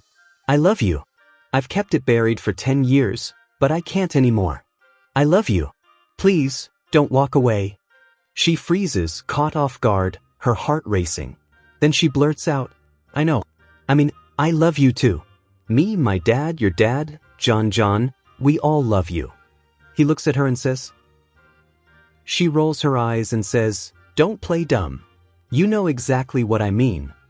He just lets go of her and walks away. She stands there, thinking to herself, "He's not getting to me. Why am I acting like this?" Then she heads to the supermarket, picking up random things, feeling guilty, but everything feels like it's just piling up. Sanson's words keep echoing in her ears. The next day, she's late getting up, unlike her usual routine of opening the cafe early. As soon as she steps out with her friend, she finds John standing right in front of the elevator. She panics and rushes back to her apartment, locking the door behind her. Her friend looks at her and says, "What's up with her? Is she going crazy?" She finally goes downstairs with him, and her friend, always the bold one, leans in and whispers, "Come on, be honest with me. Do you like her?" When he doesn't answer, she teases, "Looks like your message was loud and clear." The whole time, Win is quietly frustrated, feeling torn inside. The whole day goes by, and he doesn't even bother to call her after what happened yesterday. But then, out of nowhere, she feels her phone buzz. It feels like a sting when she sees it's him. When she answers, he casually asks, "Did you eat?" She responds, "Yeah." Then he adds, "Why don't you ever ask me anymore?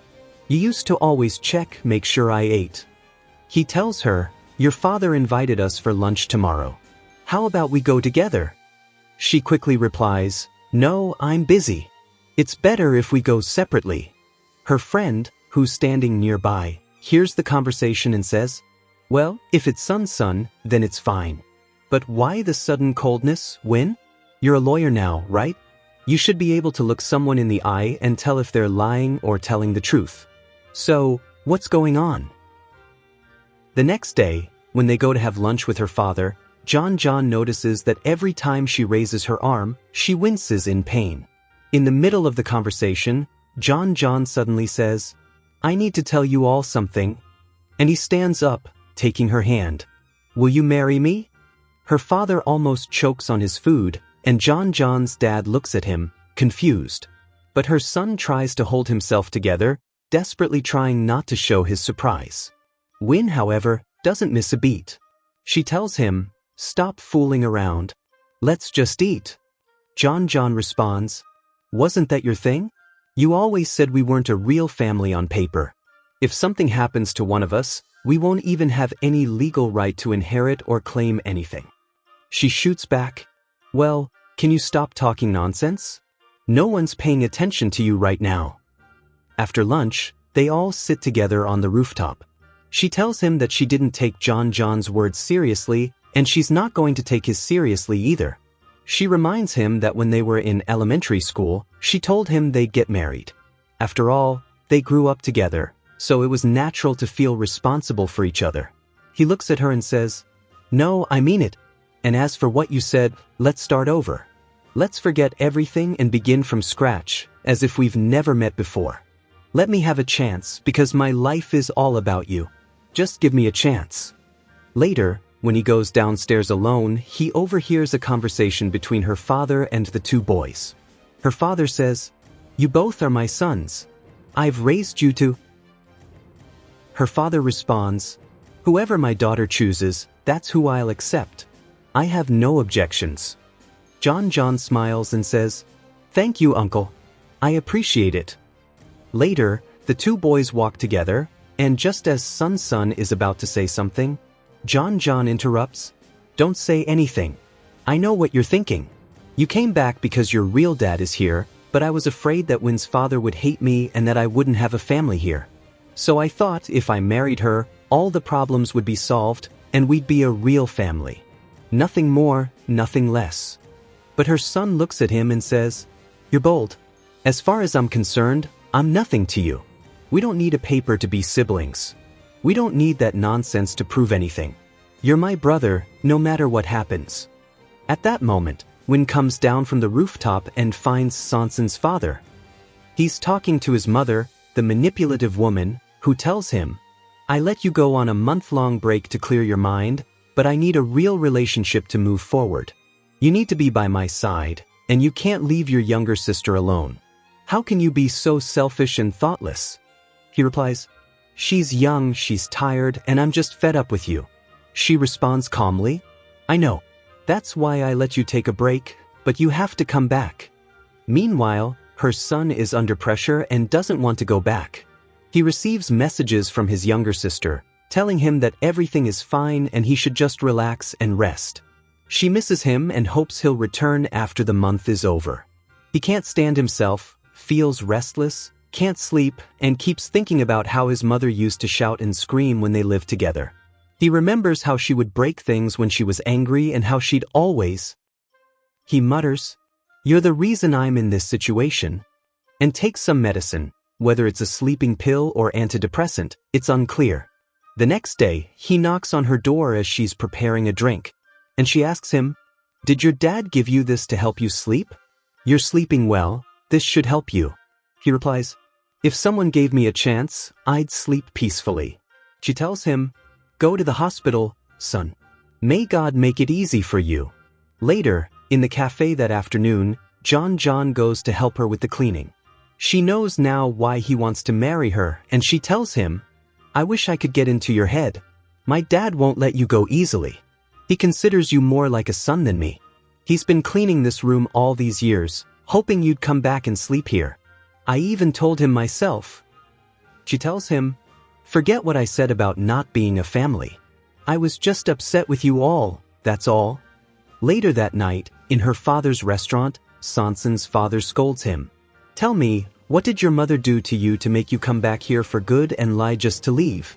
Stop telling me not to worry, that you've done what you could. I know better than anyone that you did your part.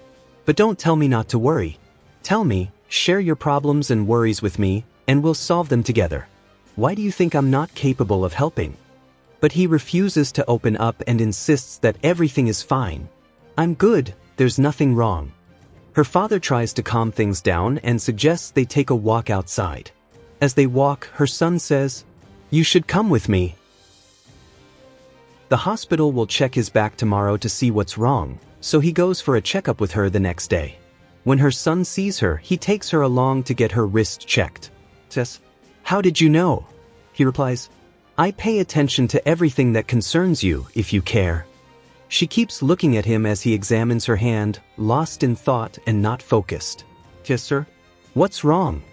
When the nurse arrives to do the rest of the work, as she steps out, she sees the annoying girl from their school clinging to his arm. She pulls away, and her father comes over to her, saying, Son seems like the first one to get married and make me proud with grandkids." She snaps back, "Shut up, Dad, please, don't make me more upset." When her son notices her, he gets up immediately and runs towards her and her father. At the same time, John is walking down the street, feeling like he saw someone who resembled his mother, but she doesn't appear, as usual.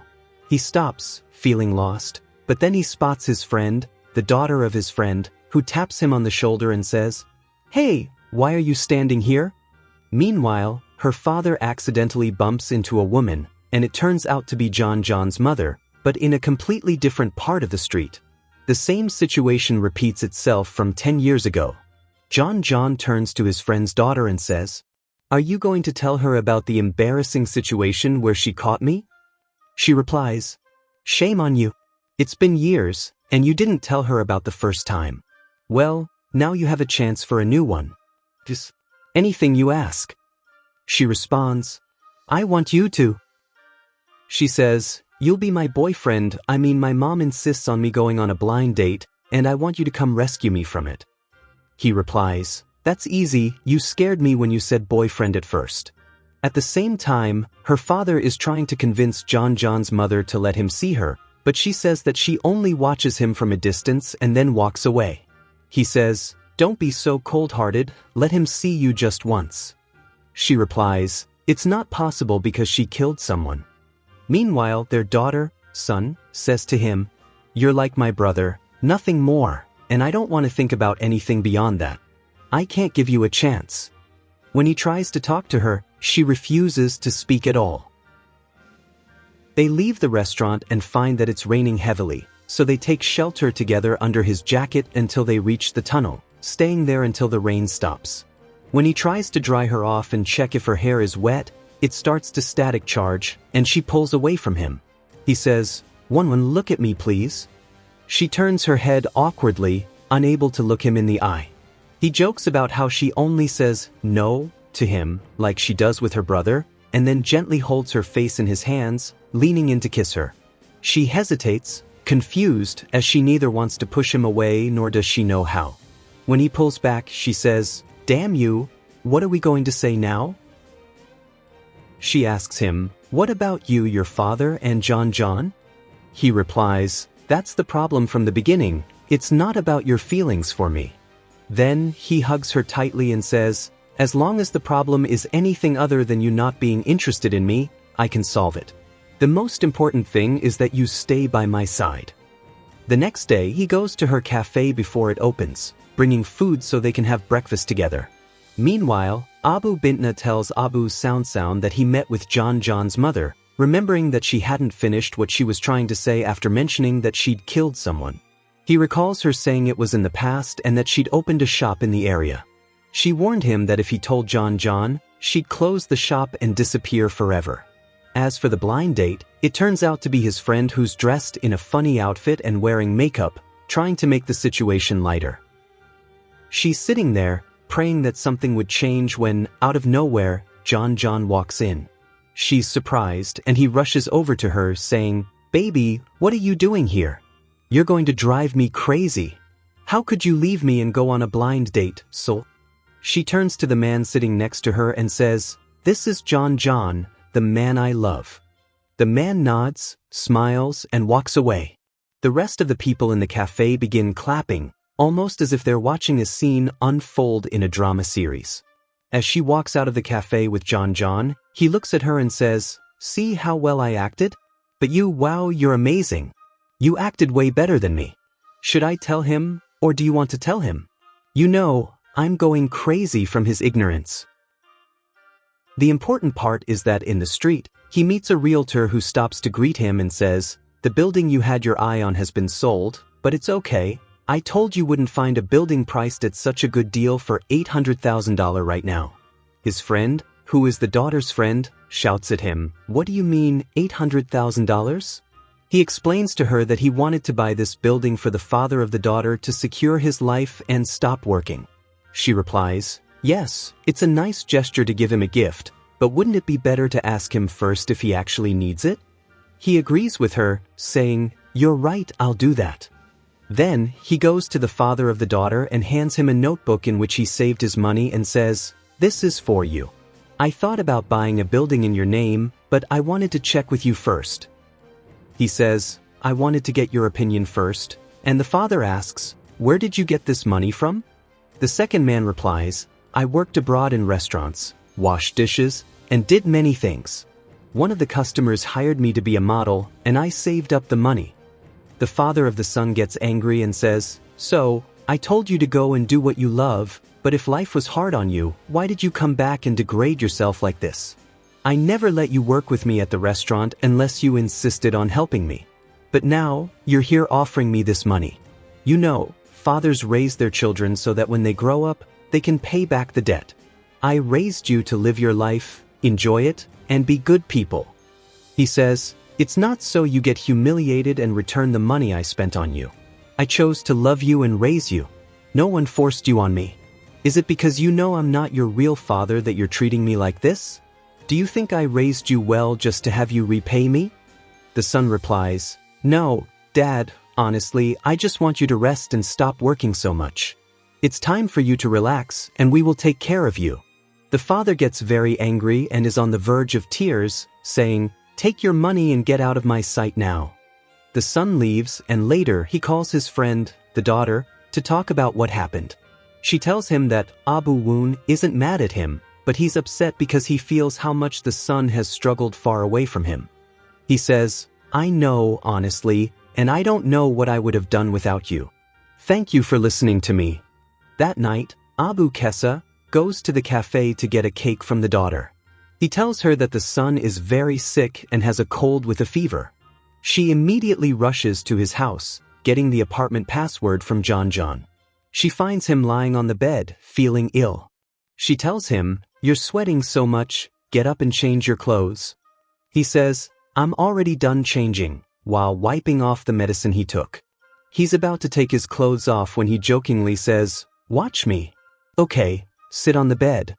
She responds, "You're such an animal," and steps outside his room. Afterward, she prepares some compresses to help him feel better. She warms him up well and says, "I'll stay in the living room. If you need anything, just call me." After a while, she falls asleep on the couch, and when she wakes up, she finds him out of the room, lying on her shoulder, covered with a blanket. She asks him, "Why didn't you rest in your room?" He replies, "I want to stay close to you." The next day, Abu Sanson tells Abu Bentna that a young officer had found photos of John as a model for a magazine. When he sees the photos, he says, "Wow, this is my son, my dear. Mashallah, may God protect him." Meanwhile, that morning, the sick son wakes up and finds Bentna, who had fallen asleep on the couch. He sits her up and makes her breakfast, treating her with extra care as if she's the most precious thing to him. She's the one who's sick, and they find the family group chat where her father sent them photos of John. He says, "Look at my son, how handsome he is." Everyone in the chat replies, "Who's this? Do we know him? How did this profile get added?" As soon as John sees the message in the family group, he spits out what he was drinking and runs straight to Abu Bentna's restaurant. He finds his magazine pictures posted everywhere in the shop, and people are flaunting them in front of the customers. He's feeling proud and happy about it. At the same time, the mother of the sick son, the warrior mom, is still upset. She comes to the town where he's staying with her daughter and meets his father. She says, "He's coming back with me and he won't be able to stay away from me like this." He replies, "Calm down, you're only thinking about yourself." She says to him, Yes, with such audacity, you cursed me and now you're mocking me. He responds, talking to you is useless. I'm leaving. When the sister of the sick son arrives and suggests they visit her brother, the mother says, leave him alone to rest and gather himself. You said you wanted to come here for the beach, it'll help you relax. Let him be. It seems like she's considering moving here to live permanently. Meanwhile, in Abu Bentna's restaurant, John receives a message from his aunt. It says, your mother has opened a shop here and I got the address. Go see her because I can't forget how upset I was when I found out she visited me without seeing you. He's stunned, unable to move, as he sees her in front of him after 20 years, just the way he remembers her. He goes to her but doesn't know what to do. Later that night, when their son finally wakes up, he decides to take her on a date and they go out for dinner. But as they're walking out of the building, they see John sitting on a chair in front of it, looking down and depressed. They sit next to him and ask what's wrong, and he tells them that he saw his mother and that she looks fine, laughing bitterly. The two of them get up and tell him not to do this to himself, to be honest, and to go ask her why she never reached out. They assure him they'll go with him and won't leave him alone. But John refuses and says he's afraid of asking her and hearing something bad that he won't like. He then heads to their son's house to sleep there. The two of them decide to go to his mother's shop to find out the truth, and they discover that her father is sitting there. When they sit down and talk to her at the shop, they ask why she came here and why she didn't meet them.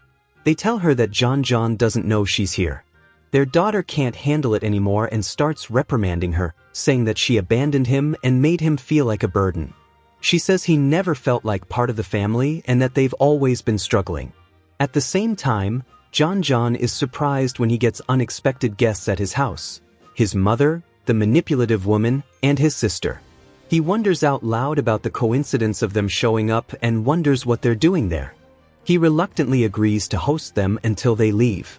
Meanwhile, his mother, seeing her son's confusion, gets on her knees in front of the kids and their father and begs them, saying that she wants her son to live a normal life.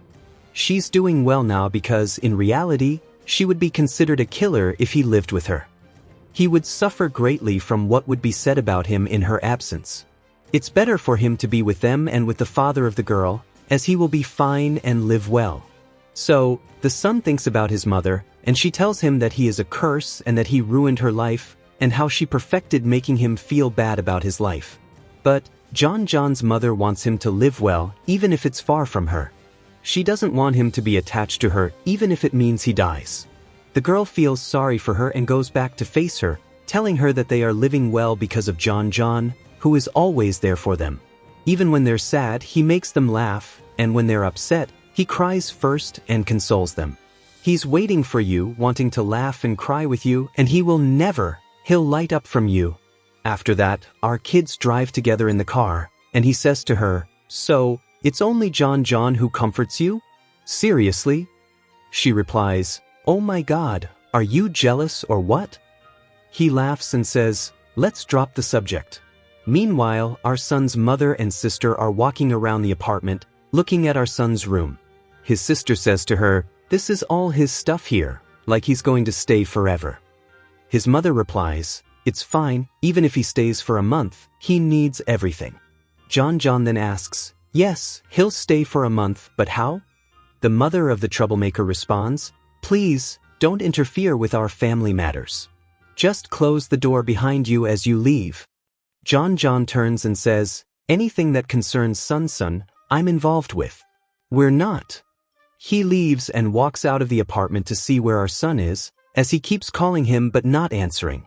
He then finds our kids coming out of the elevator holding hands. Their hands are always together, and John gives them a suspicious look and says, where have you two been? Our son replies, why are you outside? John says, right, why aren't you answering? Your mom and sister are inside. Our son acts like it's all good news and says, I'll go see them. He then tells our daughter to go back to her place, but John says, no, come with me, the two of us. I'm worried about the woman inside. Our son tells her, go with him to her apartment, I'm going in alone.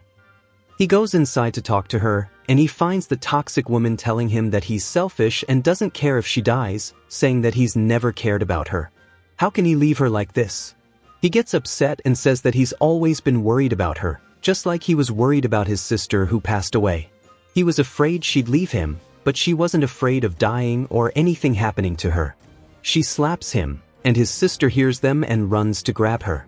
He then tells her to take her daughter and go back to the capital, and that he's never coming back with her. He leaves her the apartment and walks out, sitting outside crying. He wants to ring the doorbell at our daughter's place and cry with her and John, but he says no, he's fine and doesn't need to. He decides to go and take care of things and make them understand. He goes to stay at the hospital, and the next day, our daughter insists on bringing him food and clothes. When she arrives, John is sorting out the clothes for him. There, he finds some sleeping pills, so of course, he realizes that our son has been taking these pills. He believes it but doesn't say anything, and gives our daughter the clothes. She sends him a message saying she's coming to the hospital.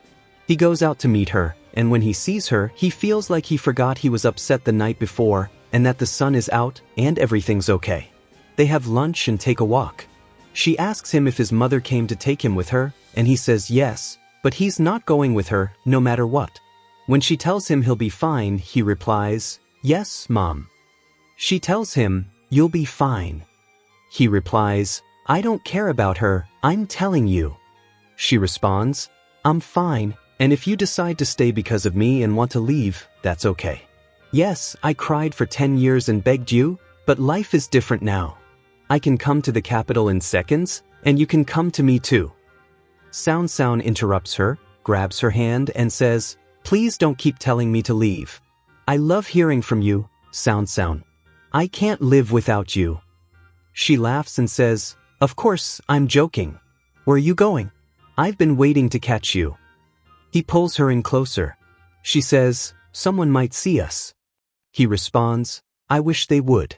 Let the whole town gossip about us because I want everyone to know. I've had enough." In Abu Bintna's restaurant, he's sitting with Abu Sam, and he says, "Let me ask you something. Have you ever thought about getting married and bringing a woman into your life to fill your world, to remove all that negative energy that your divorce caused us?"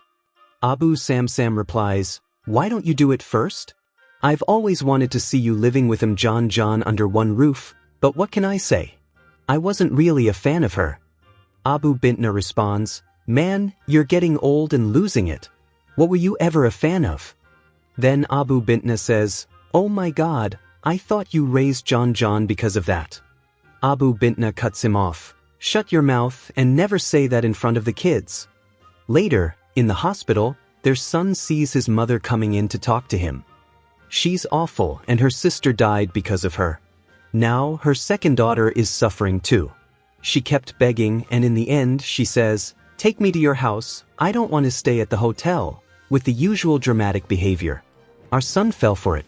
Meanwhile, in our daughter's house, where only her friend was there, she hears the doorbell ring. She rushes to open it saying, "Oh my God, my crush is here, and I look like this, and the apartment is a mess. God help me." When he enters and sits down, he asks her, "What did your mother do to you?" She replies, "I gave her the full treatment, and she's insisting on meeting that guy who said, 'Come on, my dear.'" John tells her, "If you need me to come with you, just let me know." She replies, "No man, not to that extent. You're right, lady, you've met lawyers and doctors. I'll break a sweat if I come with you." She replies, "What are you talking about? These people are nothing compared to you." She then says, "Tell him she lived all these years without seeing anyone more handsome than him." So he gives up and says, "Okay, I'm leaving now. Good night." Meanwhile, at the hospital, our son, who had been going after his mother, who was messing with him like a ball, trying to get them to his house, finds our daughter coming into the hospital. She tells her straight in her face, "I'm staying here for a while, a few good moments, not leaving."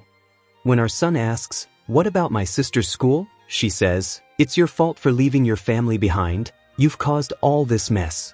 She then tells her, "I want to spend a few days with my son alone, don't interfere." The girl says, "No, sorry, Aunt, he's not going anywhere with you. She grabs his hand and says to him, "Tell your mother to take any taxi and go to the hotel like she came here, and then come with me." As she turns, she says, "Don't you remember, back when you left him and left the house? You told me, take him completely." The girl replies, "Do you still remember?" The other girl responds, "Yes, I remember very well. It was the happiest day of my life. I was so happy that I couldn't sleep, not realizing he was upset and crying that night. I carry the guilt that I was happy while he was suffering. It's enough that I left him to you. 10 whole years, she says, holding our son's hand. Let's go home, forget about your mood." He leaves his mother behind and is very happy she's taking him with her. When he gets further away, she says, "Oh my God, you've lived through all this hardship for 10 years, and not once did you speak up or complain. You never even came back and said, 'I'm tired.' Why are you so hard on yourself?"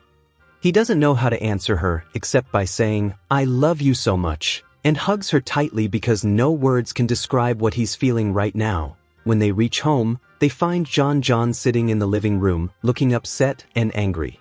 In front of him is a pile of worries. He tells our son, "Sit down in front of me." "But your night's not going well," he says. "Do you think you're tough, hiding everything you feel? Are you too shy to show anything?" He tells him that he's the one who understands him the most in the world, and that the reason they're like this is because they love their mothers so much. Our son starts crying, tears he's been holding back, not just from today or yesterday, but tears he's probably been holding since the day he was born. The other one starts crying too and tells him, "When you can't sleep, maybe we can get up, go out, run and train, or just drink until we pass out. Everything will pass." The next day, our daughter goes to check on the boys. She finds the apartment a mess, full of bottles of alcohol, food, and them lying on the floor. She goes over to our son, gently waking him up, saying, "Get up. Son, don't worry, wake up," she says, gently pulling his hand so she can sleep next to him on the couch. She starts playing with his hair, and he kisses her in that moment. She almost wants to scream, but she stops herself because of John, who's sleeping on the other couch. Then she heads to her father's house, since everyone will gather there as usual. Before they eat, our son tries to be honest and tells them that he's been through a rough time and was always exhausted because of his mother, but he's going to try to be better as long as they're around him. Everyone is happy that he's finally speaking up, and he expresses how he feels.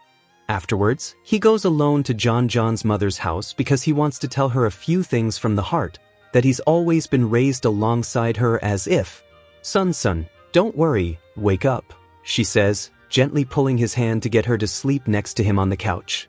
She starts playing with his hair, and in that moment, he kisses her. She almost wants to scream but holds back because of John, who's sleeping on the other couch. Then, she goes to her father's house because everyone will gather there as usual. Before they eat, our son tries to be honest with them, saying he's been through a difficult time and felt exhausted because of his mother all along, but he's going to try to be better as long as they're around him. Everyone is happy that he's finally talking and expressing how he feels. After that, he goes alone to John's mother's house because he wants to tell her a few things from his heart, that he's always been raised with her as if. For a moment, he says, "In the name of God," as he realizes he's seen our kids on the couch, and our son gives him a kiss on the cheek. He says, "Peace be upon you, from the most merciful." Was I dreaming or is this real? No, that wasn't a kiss on the cheek, that was on the lips. I thought I was dreaming. What is this mess? Afterwards, our daughter's friend comes to sit with John and their high school friends, and they drink until they're completely drunk. The girl says to our daughter's friend, "Lucky you, living next to your crush and seeing him every day." Before she can reply, she says, "Shut up, may your house be ruined." Then John, in his usual foolishness, says, "Yeah, she's into son, you know," and he says it jokingly, but his face shows he's a bit bothered. He then goes to get drinks from our daughter's house, while our daughter's friend and the girl with her. He doesn't know that her husband, who's passed out on the couch drunk, heard everything and realized that our daughter's friend has been into John for a long time. Meanwhile, our kids arrive at the building, but instead of going to their apartment, they head to hers. They have no idea that John is inside. As soon as they're about to kiss in the living room, they spot someone standing, staring at them, and his eyes nearly pop out from the shock. He grabs Sun and says, "Have you lost your mind? She's our sister." But our daughter tells John, "I'm sorry I didn't tell you earlier that we're together. I was about to tell everyone." Then John says, "So we can't just be siblings now? Am I the one who gets put on the shelf forever? You guys always scare me. Why are you doing this?" I said, "We're not from the same blood, but what's going on here?" He leaves the house, walking away. Our son follows him and asks, "What does our relationship have to do with us leaving you behind?" John replies, "Oh, so you're going to marry her and become a formal family and leave me out? No way." He continues, "Everyone else is settled, so yeah, I'm afraid of losing my place." Our son responds, "Okay, if you think we're that untrustworthy and we're just abandoning you, then fine, I won't stop you." When John leaves, our son reassures our daughter, saying he just needs to think things through and will come back, so not to worry. Meanwhile, her friend is acting as if everything is normal. Our daughter asks her, "Aren't you shocked or surprised by all this? You realized when we were together, and you looked at her, saying, 'You guys are really exposed, but let me stay quiet.'" The next day, John wakes up early to train, and his friend's daughter follows him to check on him. But a careless guy hits her with a bike. John sees this and quickly takes her to the hospital, where our son treats her. He tells her she'll be fine in 3 weeks, and after that, she'll be completely healed. At that time, John was still not talking to our kids at all. He took his friend's daughter to visit her. As for Sun, he took our daughter aside and told her that when John was in America, he spoke to him and said that his father, when he traveled, had a son from his wife and a daughter initially. He abandoned the son because... Then he says to her, "Do you know why he's upset with us? And why he didn't want to come back, even though I told him we're all waiting for him?" On the way, his friend's daughter tells him that his eyes love him and that they don't mean anything bad. He replies that he knows he's acting foolishly, but they don't understand how he feels, and he doesn't know how to stop this feeling. She tells him that she believes it's his right to feel however he wants and that she'll be on his side, but he shouldn't be upset. He responds, "You say whatever you want, but it sounds so sweet coming out of your mouth, honestly." Then our kids try to talk to him, sit down to eat with him, and make up with him. Our daughter goes out with him alone and says, "Please forgive me, I love you." What should I do when you love him? I know, John, that your heart is kind, and we won't leave you until one day. Our kids go together and sit practicing outside the door before she enters. He hugs her and they kiss until John opens the door and says, "Astakfirullah, what have my eyes seen? Come in, I want you." He then places a piece of paper full of rules in front of them and says, "Since I'm your older brother, there are things you need to do and respect yourself. Otherwise, there's no connection." When our son holds the paper and looks at it, he says, "Yes, my brother, why go back before midnight?" John replies, "And what are you going to do after midnight, you animal?" The paper has 2 sides and he throws it away, saying, "Damn, finally I got engaged. I'll get approval from the United Nations as well."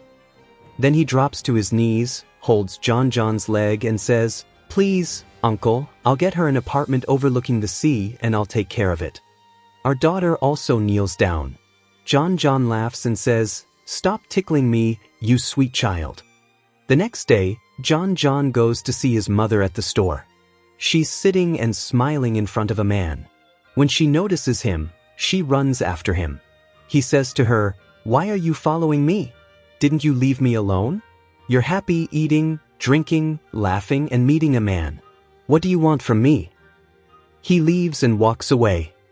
She quickly calls our daughter's father, who tells the kids to look for him.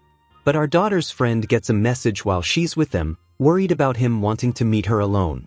So, she agrees to meet him, and they sit on the swing in the garden. He tells her that he's upset because he met his mother and feels that if he goes and sees our kids, he'll only upset them. He finds that he can't stop thinking about her and wants to open up to her. He asks, "Tell me, what should I do with my mom?" She responds, "Have you tried asking her why she did that? Then she remembers what our daughter said when she mentioned that his mom went to the capital to pay off her debts, had an accident that killed someone, and then got arrested. She starts telling him a story about someone who was in a situation similar to his mom's. She tells him that his father abandoned his family, thinking he had provided them with a good life, but ended up dying alone. She says, maybe circumstances forced her into that, so please go and ask her. He indeed goes to the hair salon to ask her. At that moment, our daughter's father finds out that he's going to see her, so he gathers himself and heads there too. At the shop, John's mother tells him everything, that she was imprisoned and had been watching over him all through his early and secondary school years, always checking on him. He sits down, upset, and says, "How could you hide all this from me and disappear while suffering like this? All these years, I tried to hate you, but I couldn't. At least you were living well away from me." He tells her that he feels like a terrible son for not standing by her. When he finds his father, our daughter walks in and he tells them that he knew this had happened to her. He starts crying and says that he's just happy with the little things, like eating something from our daughter's father's hands and sitting with his mother. The simple things that happen to everyone are hard for him and hurt deeply. Our daughter's father goes to hug him, allowing him to cry and release everything inside him. Afterwards, they all head to our daughter's father's house for lunch together. When our kids arrive, wanting to tell their parents that they're engaged, they find this emotional gathering and they sit with them. Afterward, John takes his mother to the bus station and rests his head on her shoulder, just like he used to do when he was young. Finally, after all these years. At night, our daughter calls Sun, who tells her that John will sleep with his mom and he, by himself, will eat instant noodles because he's hungry. She tells him, "No, wait, I'll bring you some food, your dad saved some in the fridge and we'll eat together." He replies, "No, wait, don't come. Then, she wonders how his house looks and what he's wearing. But before she leaves, she realizes he said he was alone. "Oh my God," she mutters under her breath. She then wonders what could happen if she went, imagining a grown-up scenario, picturing them both awkwardly dressed in shirts with buttons all the way up to their necks. When he finishes eating, she says, "Then our son says to her, 'We need to tell our families right away. The situation can't wait. We need their approval now.' She replies, 'All right, don't shout, I got it.' The next day, John takes our daughter's friend to check on her leg again, and before they reach her, they run into that annoying girl who used to chase after John at school. She stops them and suggests they all go have lunch together. Our daughter's friend says, "No, sorry, I already have plans today. We'll eat together tomorrow. Anytime, I'm up for it." John replies, "Yes, she's right. I really will do that." When they leave the hospital to take her in a taxi, he says to her, "You girl, what did I tell you?" 2 words that make her apologize. "Thank you for helping me." She replies, "First of all, I didn't say it to help you, and I didn't follow you. I went because someone told me to check on you. I went myself and spoke to that annoying girl to stay away from you. Also, I'm not interested in that guy. I'm interested in you, human being." She shouts in the middle of the street and starts running, limping. John, stunned, says, "Damn it, wait for your leg." She replies, "Get away from me right now," and goes home, breaking down with our daughter, saying, "I've kept all this inside, and in the end, I'm the one who got hurt. Oh my God, the street revealed everything to me." The next day, our kids. They decide to go to their families with John to tell them that they are officially engaged. His father, shocked, says, "Did I hear that right?" Meanwhile, John is ready to separate them if any conflict arises, but everyone is taken by surprise. Our daughter keeps telling them, "No, he's not okay with it, and it's impossible for me to be with him." He gets up, shaken and nervous, and leaves. The 3 of them leave, feeling upset. Our son says that he's sad because he feels like he's not enough to meet with him. John tells him not to make it a big deal, as he was just as nervous when I told him I was getting married. Sun says, he's right to refuse. If I had a daughter, she's a gem, it's impossible for me to let her go to anyone, no matter who they are. John says, reassuring them not to worry and that he will stay by their side to support them. Later, our son's father talks to our daughter's father at night, asking him what's going on and why he's rejecting it. He replies that both their kids won't be able to take a side if they fight or argue, and that they won't come to talk to us, because they don't want to upset us or cause problems. Sanson's father says, "Why do you always assume they'll struggle?" "I'll tell you why, because relationships are like that. Imagine if they find themselves not suited for each other, what would we ask them to do? Go back to being just siblings." After that, he sits alone, and our daughter calls him, pleading with him to say. She says to him, "You have to trust me and my choices, because I've done everything I could." Her father doesn't know what to say, feeling upset. In the end, she tells him that God is good, and he needs to trust her and her decisions. Later that night, our son talks to our daughter's father, who explains that he rejected the idea because his daughter has had a difficult and exhausting life. Even though he always tried to make things easier for her, she always looked for pictures of her mother and pretended that her absence didn't bother her. She spent years trying to prove to everyone that you and John were her siblings, despite your different names. He doesn't want her to live a stressful life, constantly seeking love from people and trying to make them feel like her family. His uncle hints at the life of our son and his mother, saying that the man has every right to be worried about her from this scorpion. Honestly, our son, despite promising that he won't allow anything to hurt her, keeps rejecting it and apologizing to him before going to sleep. Son follows him while he's asleep and says to him that he's loved our daughter for a very long time and always wished to grow up so he could live with her like any married couple who love each other and have a good family. That's all he thinks about. The next day, John has lunch with his mother at her shop and tells her that he wants to live with her and get a nice house. She replies, "Live in." She tells him that it's fine if he wants to live with his mother, even if it's with our daughter's father, but he refuses.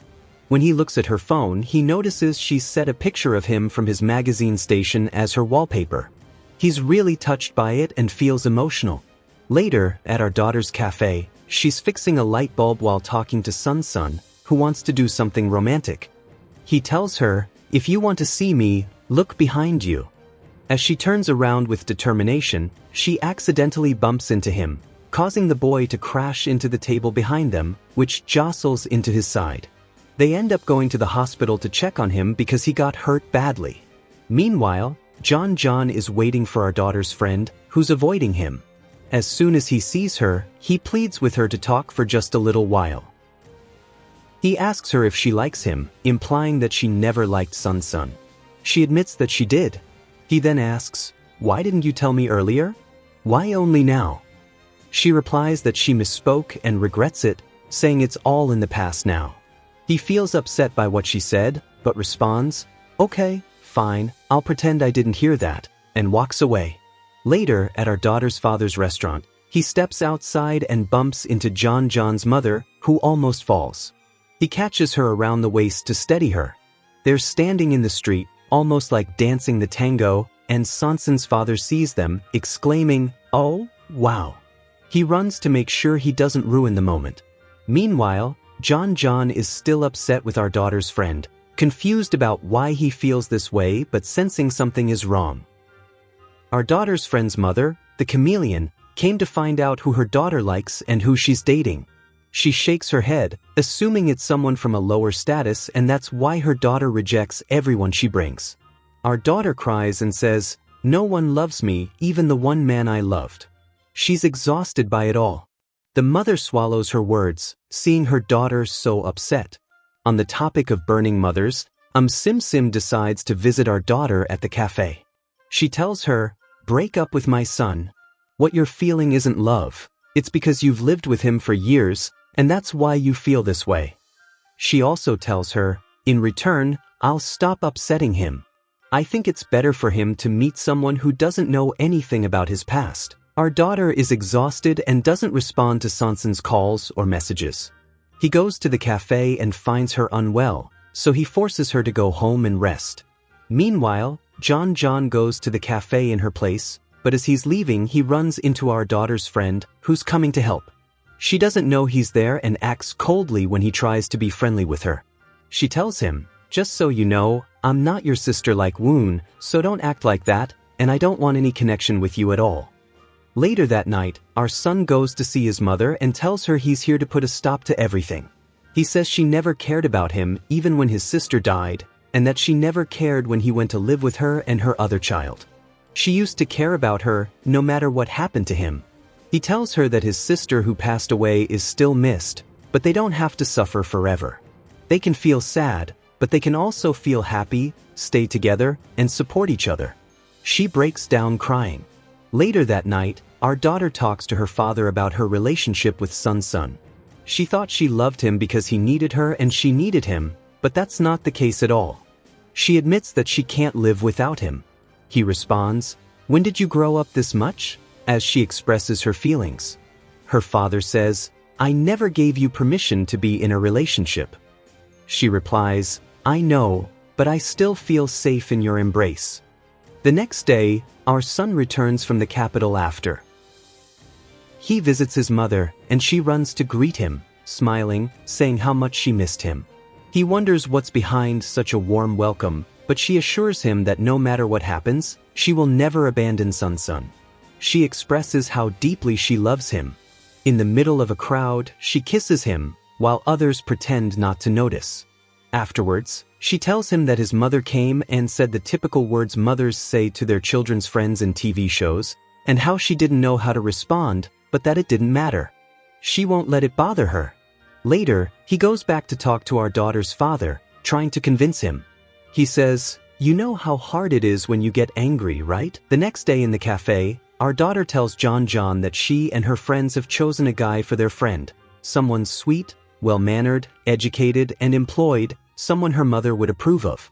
He's handsome too. They set up a blind date for them. The guy arrives at the cafe, and John notices her walking in with him, holding his hand. He feels a bit shaken. Shortly after, our son enters, greeting the guy since they were classmates. They start talking about basketball, and the guy suggests that they all play together. So, they all decide to play while the girls sit and watch them. After they finish playing, the guy loses and says, "Lunch is on me since I lost." But John stands up and says, "Keep your food, just leave me the girl." The guy responds, "Sure, my brother," but John takes his friend, our daughter, for a walk and tells her that he doesn't think of her like his sister at all. He also worries about her and thinks about her all the time, and has been doing so for a long time. He tells her that he wants to be with her and hopes she'll agree. She agrees. Meanwhile, our daughter and Samson find out from our son's father that our daughter's father is still interested in John's mother, and they discuss how they should agree to make peace and move forward. Our daughter feels happy, and they talk about their future together. Junwei, her hairdresser, tries to talk to her and ask if she loves her father, in an effort to convince her that they should marry and have some peace. She also tells her that she wishes she had a kind mother like hers. After our daughter leaves her, John's mother goes to speak with our daughter's father and apologizes for what happened in the past. She admits that she wasn't responsible at the time. Our daughter's father says that he had been in love with her from the first moment he saw her, and even after all these years, his heart still beats for her, just like when he first saw her. John's mother tells him that she will try to be a good mother, learn all the household chores, and won't let him carry the burden alone. He doesn't understand what she means, so she continues. She tells him that she wants to marry him and be by his side. He tells her there's no need to learn anything, it's enough that she stays by his side. They laugh together, cry on each other's shoulders, and comfort each other. After that, the whole family starts preparing for the wedding of John's mother and the father of the girl. We find out that Sanson's mother, the chameleon, and his sister decided to travel abroad. His sister will continue her studies there. Finally, he'll have some peace from her. But the girl insists on going with them to make sure they've settled in and will be fine, and then she'll come to Beirut, where she said she would arrive before the wedding. Meanwhile, John and his friend's daughter are now together, enjoying the sweetness of their early relationship, playing basketball lightly, and celebrating every time they score a goal. He gives her a sweet kiss, and they go to the girls' cafe to eat some cake as if they were at a wedding. The girl says to herself, "I'm really happy for you, but I can't stand seeing you in this playful situation." Meanwhile, the girl's father is very excited that after 100 years, he will finally have a sweet, loving woman sleeping next to him. He's been preparing himself for this moment, wondering if she'll sleep on his shoulder or next to him, and whether the bed will be uncomfortable or just perfect. He's really cute. One day, John tells the girl to go get a suitcase from Sanson's apartment because it contains the wedding rings that he bought for the girl's father and mother. When she goes to get it that night, the boy asks her, "What are you doing?" She says, "What's this? Aren't we supposed to be in the cafe?" He replies, "Damn, when did you get back from your trip?" He says, "I wanted to surprise you." She says, "All right, I'll go drop off the rings and then come back." He asks, "Where are you going?"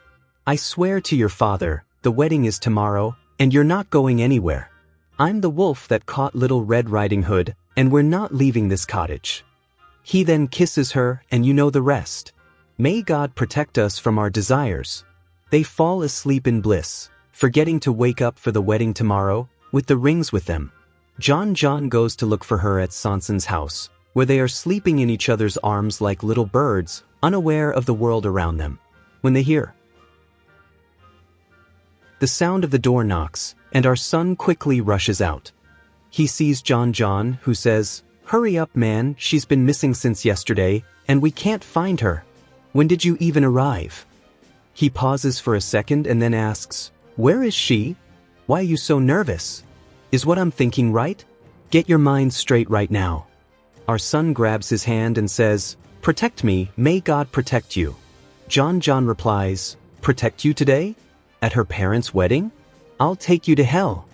They then head to the wedding and John says to Son, "You just arrived from the trip, and to our daughter, you accidentally slept in my room, that's why we couldn't find you. So let's make sure our stories match." Our son says, "He's our older brother for a reason."